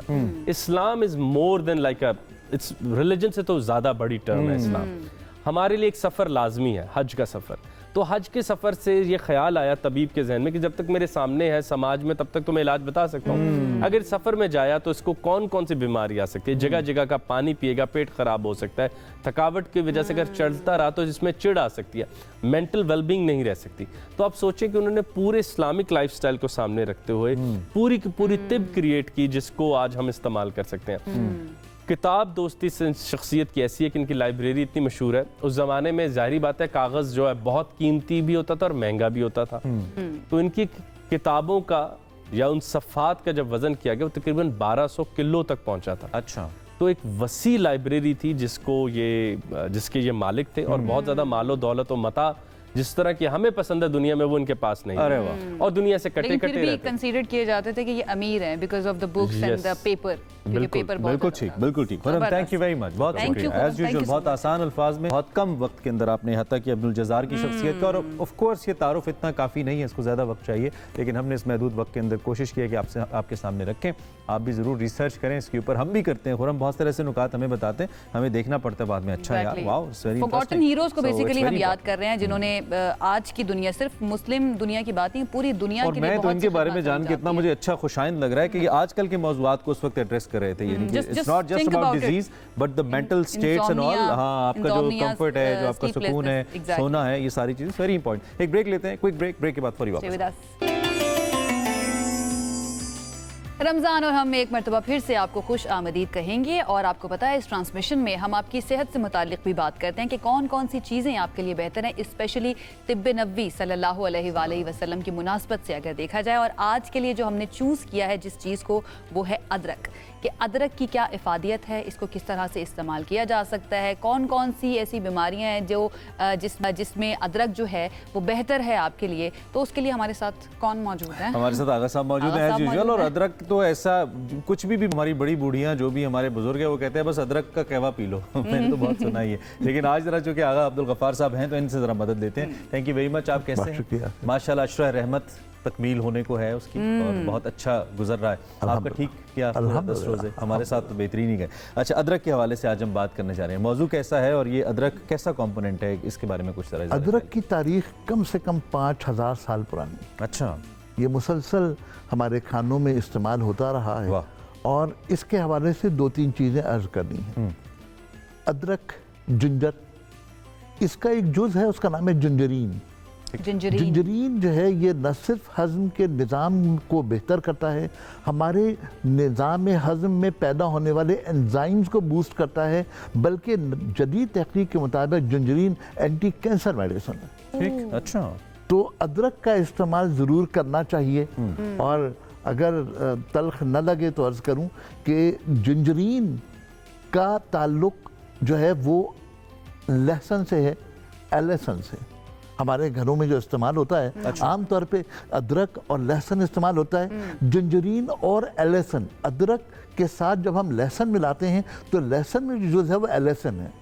जिंजरीन और एलसन को अगर मिलाकर रख दें तो ये 3 दिन के बाद न्यूट्रल हो जाता है, अफादियत खत्म हो जाती है। अफादियत खत्म हो जाती है। मैंने आपसे पूछना था, ये जो घर में हम पीस के हमारा सवाल रख लेते हैं ना कि जिंजर गार्लिक पेस्ट बाजार से भी अब मिल जाता है, उसकी कोई अफादियत है या नहीं? लेकिन उससे पहले आपने एंटी कैंसर प्रॉपर्टीज की बात की, इसके अंदर है ये क्या करता है? आपकी बॉडी को जाके अल्कलाइन करता है, क्योंकि अल्कलाइन एटमॉस्फेयर में कहते हैं ना कि कैंसर सेल नहीं बढ़ सकते हैं। डेफिनेटली ऐसा ही है, लेकिन जो हमारे जिस्म में फ्री रेडिकल्स हैं जो कैंसर के जरासीम को जमा करने की सलाहियत पैदा करते हैं, ये उन फ्री रेडिकल्स को ख़त्म करता है। ओके। और इसलिए ये एक बेहतरीन दवा है। अब इसको हम खाएं कैसे? एक तो तरीका ये है कि हम अपने घरों में इस्तेमाल करें। घरों में आम तौर पर हमारे यहाँ सदियों से खाने में इस्तेमाल होता है अदरक और लहसुन, तो उसको अगर इस्तेमाल करना है, और एहतियाती पहलू ये है कि अदरक को अलग पीस कर इस्तेमाल किया जाए, लहसुन को अलग पीस कर इस्तेमाल किया जाए, ताकि हम जिंजरीन और एलसन के अफादियत को खो ना सकें। अच्छा, और इसकी कलर और शक्ल के हवाले से भी कोई निशानी भी है कि अब ये अपनी अफादियत खो चुका है? अगर अपने को पेस्ट बना के रखा है, रंगत तब्दील करेगा, कुछ ऐसा होगा? अगर एलसन के साथ, लहसुन के साथ पिसा हुआ है तो इसका कलर चेंज हो जाएगा, लाइट ग्रीनिश हो जाएगा। अच्छा। अगर ये ग्रीनिश हो जाए तो ये काबिल इस्तेमाल नहीं है। अच्छा, महीनों तक फ्रिज में पड़ा रहता है और ग्रीन भी हो जाता है, तो वही लहसुन अदरक इस्तेमाल। अच्छा, यहाँ पर हुआ क्या कि जब ये बात लोगों के सामने आई कि ये तो खराब होने पर ग्रीन हो जाता है, तो अब खवातीन ने किया कि उसमें हरी मिर्च डाल के पीसना शुरू कर दिया कि वो हरी मिर्च हो ही गया है ग्रीन, हालांकि वो फंगस का ग्रीन था। तो हमने हरी मिर्च के ग्रीन को ऐड करके दिल मुतमईन कर लिया, हालांकि वो अच्छा how to preserve it if you want it, like आप फ्रेश पे ही भरोसा करें? देखिए, इन एनी केस प्रिजर्वेशन का कोई वो नहीं। फ्रेश बहुत अच्छा है। हमारे यहाँ जो आमतौर पर अदरक आती है उसको तेजाब से धोया जाता है, ये भी लोगों के जहन में रहना चाहिए। अच्छा। लेकिन अदरक के इस्तेमाल का बेहतरीन तरीका जो है वो या तो ये है कि आप सौंठ का पाउडर इस्तेमाल कर लीजिए या अदरक का मुरब्बा बना के खा लीजिए। अगर आप अदरक के मुरब्बे को इस्तेमाल करें तो हमारे पेट के अमराज आम तौर पर ठीक हो जाएंगे। अच्छा। और इसके साथ अगर हड़ का मुरब्बा शामिल कर लिया जाए तो फिर क्या ही बात है, तो फिर हमारे जिस्म के टॉक्सिन्स खत्म हो जाएंगे, फ्री रेडिकल्स के असरात खत्म हो जाएंगे। जो आपने इसकी 5000 साल पुरानी आई बिलीव हिस्ट्री की बात की, तो हिस्टोरिकली किन किन मकासद के लिए इस्तेमाल होती रही अदरक? अदरक हमेशा हज़म के निज़ाम को बेहतर करने के, निज़ाम हाज़मा बेहतर हमेशा। और ये बात तय है कि हम आज बात कर रहे हैं, लेकिन अगर हम 5000 साल पुरानी बात भी करें तो इंसानी निज़ाम हज़म को बेहतर करने के लिए एंजाइम्स को अगर बढ़ाने की किसी दवा का जिक्र आएगा तो वो अदरक होगी। अच्छा। अगर हम अपनी तारीख देखें तो मैं 3-4 चीज़ों का नाम लेता हूँ, चाहे वो पाए हों, चाहे वो हलीम हो, चाहे वो निहारी हो, यानी ये तमाम चीज़ें वो हैं जो हैवी समझी जाती हैं, और हमारे माशरे ने ये बात एक्सेप्ट कर ली है कि ये चीज़ें खानी है तो ऊपर अदरक छिड़क के ज़रूर खानी है। गार्निशिंग में अदरक इस्तेमाल होता है। क्यों होगी? इसलिए कि वो अदरक जो है वो हमारे एंजाइम्स को इंट्रोड्यूस करेगी, उन एंजाइम को इतना ज़्यादा प्रोड्यूस कर देगी कि वो हैवी डाइट जो हम खा रहे हैं वो हजम हो जाएगी। अच्छा, वैसे जो नॉर्मल चीज़ें ना लगती थी कि जनरली ऐसा ही चलता आ रहा है, उनके पीछे लॉजिक क्या है ये मुझे आगा साहब से पता चलता है। अच्छा, अदरक वाली चाय भी बड़ी फेमस है और बड़ी बनाई भी जाती है। आय हाय अदरक वाली चाय, इसको चाय के अंदर ऐड करना, इसके फवाइद भी बता दें और इसके अलावा किस तरह से फिर इस्तेमाल करना चाहिए, स्पेशली रमज़ान के अंदर। अदरक इफ्तार के बाद, जिस तरह आपने फरमाया अदरक की चाय, अगर उसकी में थोड़ी सी छोटी इलायची डाल दें या थोड़ा सा सौंफ डाल दें तो ये हज़म के निज़ाम को बेहतरीन कर देगी। ये एक मुसल्लमा हकीकत है। ठीक है। लेकिन मैंने ऐसे मैं नाम लूँ, एक गुलकारा से पूछा कि आप जब गाना गाती हैं तो आपका गला कितना अच्छा आवाज़ होती है और क्या करती हैं। तो कहनी जब मैं स्टेज पर जाती हूँ तो पहले अदरक का एक छोटा सा टुकड़ा चबाती हूँ, गर्म पानी पीती हूँ और उसके बाद मैं स्टेज पर जाती हूँ, मेरे गले में कभी हलावी नहीं। ये हम जानना चाहते हैं कौन सी अदाकारा? नूरजहां। नूरजहां से, वाह वाह माशाल्लाह, क्या बात फिर है। तो सनद हो गई ना, फिर तो अगर मैडम ने कहा। हाँ, अब आप जो है ना, जो भी अपना गला साफ करना चाहते हैं, अदरक का छोटा सा टुकड़ा रोजाना इस्तेमाल किया जाए, रोजाना इस्तेमाल किया जा सकता है, छोटा सा टुकड़ा। अच्छा, अज़ब कॉम्बिनेशन इसके मुख्तलिफ चीज़ों के साथ कुछ तो आपने मेंशन किया, और कोई ऐसे कॉम्बिनेशन जो मुख्तलिफ चीज़ों के लिए अफादियत के हामिल हो? देखिए, मैंने कावे का जिक्र किया, अदरक, सौंफ, पुदीना, छोटी इलायची और मीठा सोडा,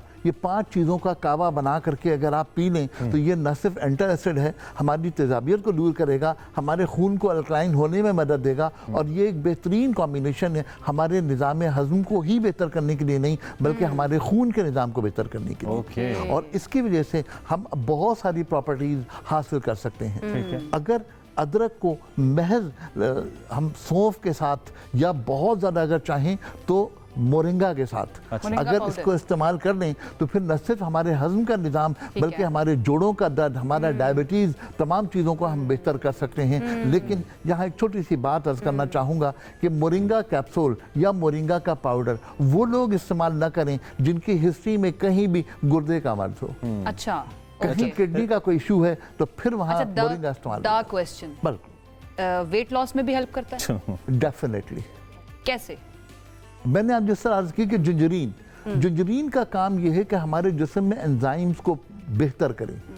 वेट कम करने के लिए सबसे पहली बात जो मैं अर्ज करता हूँ वो ये कि पोर्शन डाइट लें, हमेशा अपने जिस्म की हर ज़रूरत को पूरा करें, और आखिर में अदरक की चाय बनाकर पी लें। अगर उसमें आपने अजवाइन भी शामिल कर ली तो फिर न सिर्फ ये वेट लॉस करेगी बल्कि मैं सच कहूँ तो ये फैट लॉस करेगी। एक सवाल ये भी आया है कि ये पाउडर फॉर्म के अंदर भी कुछ पैकेट्स के अंदर भी अदरक का पेस्ट टाइप और पाउडर टाइप भी कुछ आ रहा है मार्केट के अंदर, आई एम नॉट श्योर, आप करेक्ट कीजिएगा, ऐसा है कुछ? अदरक की तरह हल्दी होती है जो उसकी फॉर्म में होती है, तो ये उसी की ही एक किस्म है या फिर वो एक अलग चीज़ है, डिफरेंट है? जो खानदान है दोनों का वो एक ही है, जो जड़ में जाकर डेवलप होते हैं। आप इसको अदरक कहिए, आप इसको हल्दी कहिए, आप इसको अरवी कहिए, ये सारी चीजें वही हैं। ये एक ही हम कह सकते हैं खानदान की। इवन आलू भी जाहिर है कि आलू भी जड़ है ना, आलू जमीन के अंदर होता है।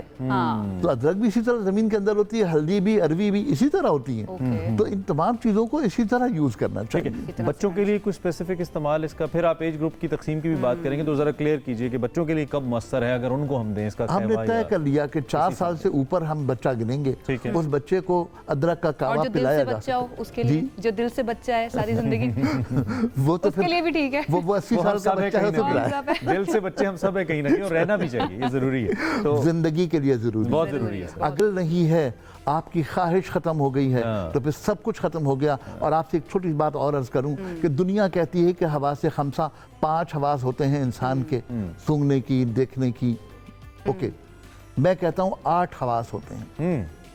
5 हवास के अलावा छठी हिस्स हमेशा खतरे की निशानदेही करती है, 7वीं हिस्स हमेशा सर्वाइवल स्किल हमारी, और 8वीं चीज हमेशा खौफ में रहती है। कहीं ना कहीं हर आदमी किसी चीज से खौफ जरूर महसूस करता है। बिल्कुल ऐसे। ये तो थोड़ी गुफ्तगू फलसफियाना अंदाज में चली गई है। चलें इस पे भी हम किसी दिन बात करेंगे। आगे साहब थैंक यू वेरी मच, बहुत शुक्रिया, आपने अदरक के हवाले से अदरक के फवाइद हमें बताए और उसके साथ साथ ये भी बताया कि आप इसको कैसे इस्तेमाल करें। विद दैट जो लोग इसको प्रिजर्व करते हैं, आगा साहब ने कहा कि 3 दिन बाद वो ग्रीनिश हो जाती है, दैट डजंट मीन वो ज़्यादा हेल्दी हो गई है, वो ख़राब हो जाता है। बहरहाल जी, अदरक की अफादियत के बारे में हमने आपको बताया, आई होप आपको ज़रूर फ़ायदा होगा इससे, रहनुमाई हमारी भी हुई है, आपकी भी हुई है। अब एक ब्रेक की तरफ जाते हैं हमारे साथ।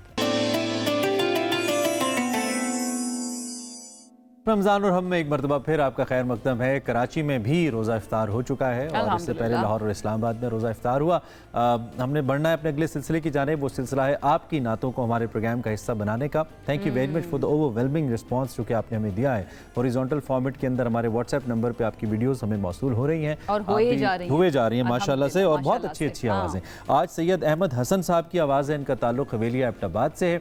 एक खूबसूरत सी नात रसूल करीम सल्लल्लाहु अलैहि वसल्लम पेश कर रहे हैं, आपको सुनाते हैं। जिंदगी याद मदीना में गुजारी सारी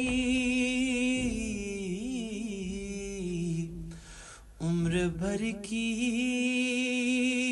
ये कमाई है हमारी सारी, और देख कर खुद बरीद ने कहा ये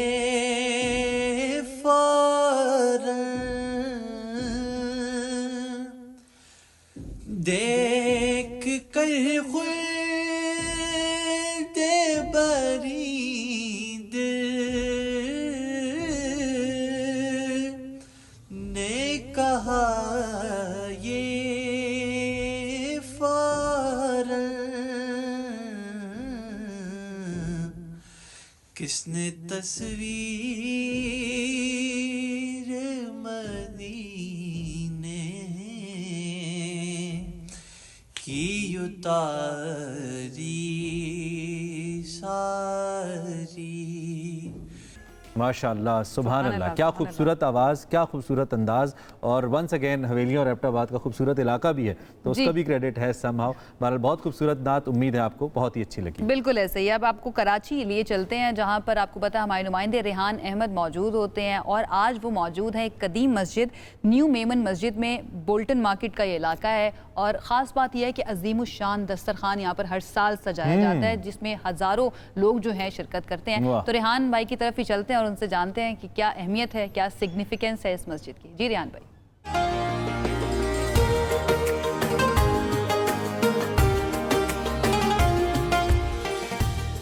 कराची के मशहूर और कदीम इलाके बोल्टन मार्केट की मशहूर ज़माना मेमन मस्जिद के अंदर मौजूद हूँ, और बहुत ही शानदार मस्जिद है। यहाँ पे मुहाफिल होती हैं, तरावी की होती हैं, शबीना की होती हैं। उसके अलावा इफ्तार दस्तरखान जो है बरसों से यहाँ पे लग रहा है।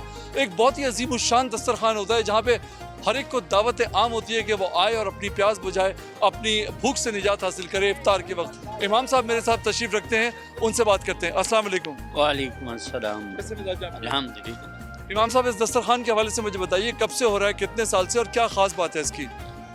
अल्हम्दुलिल्लाह तकरीबन 35 साल हो गए खिदमत अंजाम देते हुए, मगर उससे पहले से भी ये यूँ समझ लें कि निस्फ सदी हो गए इसको, कि 40-50 साल के ये रौनक इसी तरीके से जारी है। जो इंतज़ाम किया गया है वो कितने लोगों के लिए? माशाअल्लाह यहाँ पे नहीं तो नहीं, मेरा ख्याल है कि 5 से 10 हज़ार अफराद मरहलावार जो है इफ्तारी में शरीक हो जाते हैं। चलते चलते हमारे जो देखने वाले हैं उनके लिए इफ्तार की फजीलत के हवाले से चंद बातें बता दें जो उनकी समातों में रह जाएं। हदीस शरीफ में अल्लाह के रसूल सल्लल्लाहु अलैहि वसल्लम ने इरशाद फरमाया है कि जो किसी रोज़ेदार को इफ्तार कराएगा, एक खजूर या एक घूंट दूध या एक घूंट पानी से, अल्लाह रब्बे करीम उसे मेरे हौज से सैराब कराएगा। बहुत शुक्रिया आपका जनाब मोहतरम, बड़ा खूबसूरत मंजर है ये। आप देखें मेरे पीछे जो हैं लोग जो हैं सैकड़ों की तादाद में मौजूद हैं, और वो यहाँ पे इफ्तार का इंतज़ार कर रहे हैं। दुआ के लिए उठे हुए हाथ जो हैं इन लम्हात के अंदर ये बड़ी अहमियत के हामिल होते हैं। तो ये एक बड़ा यादगार लम्हा है जो हमने आपके साथ शेयर किया, और इससे ईमान ताज़ा हो जाता है। जहाँ तक नज़र जा रही है लोग ही लोग हैं, और दुआओं के लिए उठे हुए हाथ हैं। अरे वाह, क्या अजीमुशान मस्जिद है और क्या ज़बरदस्त एहतमाम है, क्या यहाँ पे लोगों की मौजूदगी है। रेहान भाई थैंक यू वेरी मच, बहुत ही ज़बरदस्त लम्हात आप हम तक पहुँचाते हैं। और कराची के एक्चुअली हमें वो कलर रेहान भाई दिखा रहे हैं जो यूजुअली थोड़े फेड आउट हो गए, अच्छा, कम हो गए। खूबसूरती जो है ना वो यही है रमज़ानुल मुबारक की, कि आप कहीं भी चले जाएं, पाकिस्तान के किसी भी हिस्से में चले जाएं, सिर्फ पाकिस्तान ही, जहाँ जहाँ मुसलमान बसते हैं, हर कोई अपनी इस्तिताअत के मुताबिक, अगर कोई अफोर्ड नहीं भी कर सकता, उसकी कोशिश होती है कि मैं किसी एक रोज़ेदार का रोज़ा जो है ना वो इफ्तार करा दूँ, क्योंकि हम सब जानते हैं कि उसकी बहुत बरकत है, बहुत ज़्यादा। और रमज़ानुल मुबारक आयशा महीना ही ऐसा है, इसमें हम अगर सिर्फ इस सखावत के पहलू से हटकर भी देखें, रहमत, मगफिरत, बख्शिश का महीना है। इसमें तौबा और इस्तग़फ़ार की इतनी ख़ास फजीलत है। और तौबा तो यूँ कबूल की जाती है जैसे आप बड़े से बड़ा गुनाह करके भी अल्लाह रब्बुल इज़्ज़त के हुज़ूर जब अपने आप को पेश करते हैं तो उसकी रहमत आपको अपनी बाहों में समेट लेती है, तो अपनी तरफ पलटने का मौका देता है। और हम खुश नसीब हैं कि हमें एक और रमज़ान नसीब हुआ अल्हम्दुलिल्लाह। और ऐसा लगता है कि अल्लाह हमारी तौबा का इंतज़ार कर रहा है और बार-बार इसमें कोई शक नहीं है। और कहते हैं ना कि अल्लाह ताला आपसे प्यार करता है, तुम भी तो उससे प्यार करो। खैर, इस मुक़द्दस महीने में कसरत से इस्तग़फ़ार न सिर्फ गुनाहों की बख्शिश का ज़रिया बल्कि ज़िंदगी में बरकत और आखिरत में निजात की नवीद भी है। आपको पता है कि हमारे साथ हर रोज़ मौजूद होते हैं मौलाना इमरान बशीर, जो कि तजदीद करते हैं। बेसिकली हम ये कह सकते हैं तजदीद ईमान, या फिर रहनुमाई करते हैं कि कैसे हम अपनी इबादत जो है ना उनको मज़ीद बेहतर कर सकते हैं, अपना ताल्लुक़ अल्लाह ताला के साथ बेहतर कर सकते हैं। तो एक मरतबा फिर उनकी तरफ चलते हैं, तौबा का मफ़हूम समझते हैं उनसे। मौलाना बहुत शुक्रिया आपका। सबसे पहले यही कि तौबा का मफ़हूम जो है वो ज़रा हमें बताइए, और इसके बदले में अल्लाह ताला की तरफ से इंसान को क्या क्या नेमतें नसीब हो सकती हैं। जो बंदा सच्ची तौबा कर लेना, अल्लाह इतने करीम है कि खाली गुनाहों को माफ नहीं फरमाएंगे, बल्कि फरमाया युबद्दिलुल्लाहु सय्यिआतिहिम हसनात। जितने गुनाह थे करोड़ों अरबों खरबों, रब उसके बदले में उतनी उसको नेकियां अता फरमा देंगे। वैसी जिनसे बहुत बड़ी गलती ये हुई कि आका करीम अलैहिस्सलाम के चचा जान सैयदना हमजा रजी अल्लाह तआला अन्हु को इन्होंने शहीद किया। अभी ये मुसलमान नहीं हुए थे, वैशी अभी मुसलमान नहीं हुए थे, तो आका करीम अलैहिस्सलाम से मुख्तलिफ सवालात कर रहे हैं कि हल्ली मिन तौबा, क्या मेरे लिए तौबा की कोई गुंजाइश है। आपने फरमाया हाँ, इन्नल्लाह ला यगफिरु अन युशरका बिही व यगफिरु मा दूना ज़ालिका लिमन यशा। अल्लाह मुशरिक को माफ नहीं फरमाएंगे, बाकी जिसको चाहेंगे सारे गुनाह माफ कर देंगे। तो कहा हादा शर्तुन शदीद, ये तो बड़ी सख्त शर्त है, जिसे चाहेंगे माफ करेंगे। बेशक। फिर आयत नाज़िल हुई इल्ला मन ताबा व आमना व अमिला अमलन सालिहा, जो शख्स ईमान ले आए और अमाले सालिहा इख्तियार करना शुरू कर दे, अल्लाह इसके तमाम गुनाहों को माफ फरमाकर उतनी नेकियां इसको अता फरमा देंगे। अच्छा मौलाना, रमज़ानुल मुबारक के बारे में हुज़ूर सल्लल्लाहु अलैहि वसल्लम और हज़रत जिब्राईल अलैहिस्सलाम के दरमियान भी गुफ्तगू हुई थी, वो भी ज़रा बताइएगा। हदीस पाक में आता है मन अदरका रमज़ान फलम युग़फर ला बाउदा। जिब्रील आए और आके ये मिंबर पर इमामुल अंबिया जलवा अफरोज हो रहे हैं और 3 बातें फरमाई। जब आप नीचे तशरीफ लाए तो आमीन आमीन 3 मरतबा जब आपने फरमाया, और मिंबर से जब आप नीचे तशरीफ लाए तो सहाबा ने पूछा या रसूल अल्लाह सल्लल्लाहु अलैहि वसल्लम, आज हमने रूटीन से हटकर ये 3 दफा आमीन कहते हुए देखा। तो आपने फरमाया जिब्रील आए और 3 दुआएं फरमाई। फरमाया बाउदा मन अदरक रमज़ान फलम युग़फर ला, वो शख्स रब की रहमतों से दूर हो जाए, रब की रहमत उसको नसीब ना हो, जो रमजान पा के भी अपनी बख्शिश ना करवा सके। क्योंकि रोजाना इफ्तार के वक्त 10 लाख लोगों को मगफिरत और जन्नत का सर्टिफिकेट मिलता है। और दूसरे नंबर पे फरमाया जिसने वालिदैन को पाया और उनकी खिदमत करके अपनी जन्नत पक्की ना कर सका। और तीसरे नंबर पे फरमाया जिसने आका करीम अलैहिस्सलाम का मुबारक नाम सुना और उनका नाम सुनकर उनकी मुबारक ज़ात अक़दस पर दुरूद व सलाम का नजराना पेश न किया, तो ये भी रब की रहमतों से दूर। तो ये 3 चीजें आका करीम अलैहिस्सलाम ने इस मौके पर इरशाद फरमाई। सही। अच्छा, जब बंदा इखलास के साथ, जैसा कि आपने पहले भी तज़किरा फरमाया, जब इखलास के साथ तौबा करता है तो अल्लाह रब्बुल इज़्ज़त किस तरह अपनी रहमत और बख्शिश की बिशारत देते हैं, ज़रा इस पे भी रोशनी डालिए।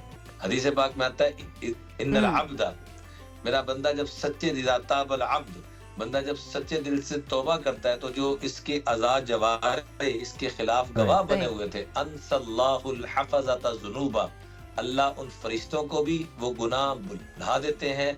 व अंसा ज़ालिका जवारिहहु व मआलिमहु मिनल अर्ज़, और उसके अज़ा जवारे और जिस जमीन पर गुनाह किया था अल्लाह उनको भी बुला देते हैं। हत्ता यल्क़ल्लाह, हत्ता कि जब ये कल क़यामत पे अल्लाह से मुलाकात करेगा, वलैसा अलैहि शाहिदुम मिनल्लाहि बिज़म्बिन, तो इसके खिलाफ कोई गवाह देने वाला नहीं होगा, कोई गवाह बाकी नहीं रहा होगा। इंसान जब सच्चे दिल से तौबा करता है तो अल्लाह की तरफ से ये मामला चलता है। अच्छा, कसरत से इस्तग़फ़ार करने का कहा गया है और बार बार कहा गया है, इसकी ताकीद क्यों की गई है और इनाम क्या है इसका? आका करीम अलैहिस्सलाम ने सहाबा से फरमाया कि मैं दिन में 70 मरतबा इस्तिग़फ़ार करता हूँ। हालांकि अल्लाह के महबूब अलैहिस्सलातु वस्सलाम की तो वो ज़ात मुबारक है कि रब ने उनकी बरकत से सबकी शफाअत भी कबूल फरमानी है और सबके ऊपर रब की रहमत भी उतरनी है, तो फिर भी फरमाया मैं 70 मरतबा, तुम भी कसरत से इस्तिग़फ़ार किया करो। सहाबा किराम रिज़वानुल्लाहि तआला अलैहिम अजमाइन बड़े एहतमाम से इस्तिग़फ़ार किया करते थे। जब ये सूरत नाज़िल हुई ना, इज़ा जाअ नस्रुल्लाहि वल फ़त्ह व रअयतन नास यदखुलूना फ़ी दीनिल्लाहि अफ़वाजा फसब्बिह बिहम्दि रब्बिका वस्तग़फिर इन्नहु काना तव्वाबा। बज़ाहिर दिखने में इसमें खुशखबरियां नजर आ रही हैं कि अल्लाह की मदद आ गई, अल्लाह की फतह आ गई, और आप देखेंगे कि लोग जोग दर जोग इस्लाम में दाखिल होंगे, फौज दर फौज। साथ ही का फसब्बिह बिहम्दि रब्बिका वस्तग़फिर, ऐ मेरे महबूब आपने रब की तस्बीह और इस्तिग़फ़ार करना है। तो सहाबा उमूमन देखकर बड़ा खुश हुए कि इतना बड़ा रब की तरफ से इनाम मिल गया कि फौज दर फौज लोग इस्लाम में दाखिल। लेकिन आका करीम के मिजाज को पहचानने वाले मिजाज शनास सैयदना सिद्दीक़ अकबर रज़ी अल्लाह तआला अन्हु पे कुर्बान जाएं, हम सबके माँ बाप कुर्बान। आपने जब ये सुना तो सुनते ही अल्लाहु अकबर, आंखों में आंसू, रोने की कैफियत, दिल की कैफियत बड़ी अजीब। पूछा गया क्या हुआ? कि इस्तिग़फ़ार का जो हुक्म है इसका मतलब है कि इमामुल अंबिया दुनिया से पर्दा फरमा रहे हैं। इसलिए आका करीम अलैहिस्सलातु वस्सलाम ने फरमाया कि हर वक्त मूतू क़ब्ल अन तमूतू, मरने से पहले अपने आप को इस अंदाज में लेके चलो कि तुम यूं ही समझो कि मैं दुनिया से जा चुका हूँ। इस तरह जिंदगी गुजारो ताकि गुनाहों वाली जिंदगी ना। ठीक है, बहुत शुक्रिया। मौलाना इमरान बशीर हर रोज़ हमारे साथ मौजूद होते हैं, हमारी रहनुमाई फरमाते हैं। तजदीद ईमान के लिए जो है ना एक अच्छी इनके साथ बातचीत हो जाती है, सेशन हो जाता है, और मुझे हमेशा बड़ी खुशी भी होती है और बड़ा अच्छा भी लगता है कि हमारे देखने वाले जो है उनको ये सेगमेंट बहुत ज़्यादा पसंद आ रहा है। एक अदना सी कोशिश है जो हम करते हैं, ये सब वही बातें हैं जो आप बार बार सुनते हैं, लेकिन वही कल भी आपने कहा था कि तजदीद बहुत ज़रूरी है। उस तजदीद की कोशिश है। अल्लाह इसके सारे, इसके सदके हम सबकी बख्शिश भी फरमाए और हमें दुनिया और आखिरत में अच्छा होने की, नेक होने की तौफीक भी दे। इसी पॉइंट के ऊपर प्रोग्राम खत्म करते हैं। रहमत का इख्तिताम पजीर हुआ है, लेकिन मग़फ़िरत का शुरू है। रमज़ान मुबारक जारी है, फ़ायदा उठाइए और दुआओं में हमें भी याद रखिए। इंशाअल्लाह आपसे कल मुलाकात।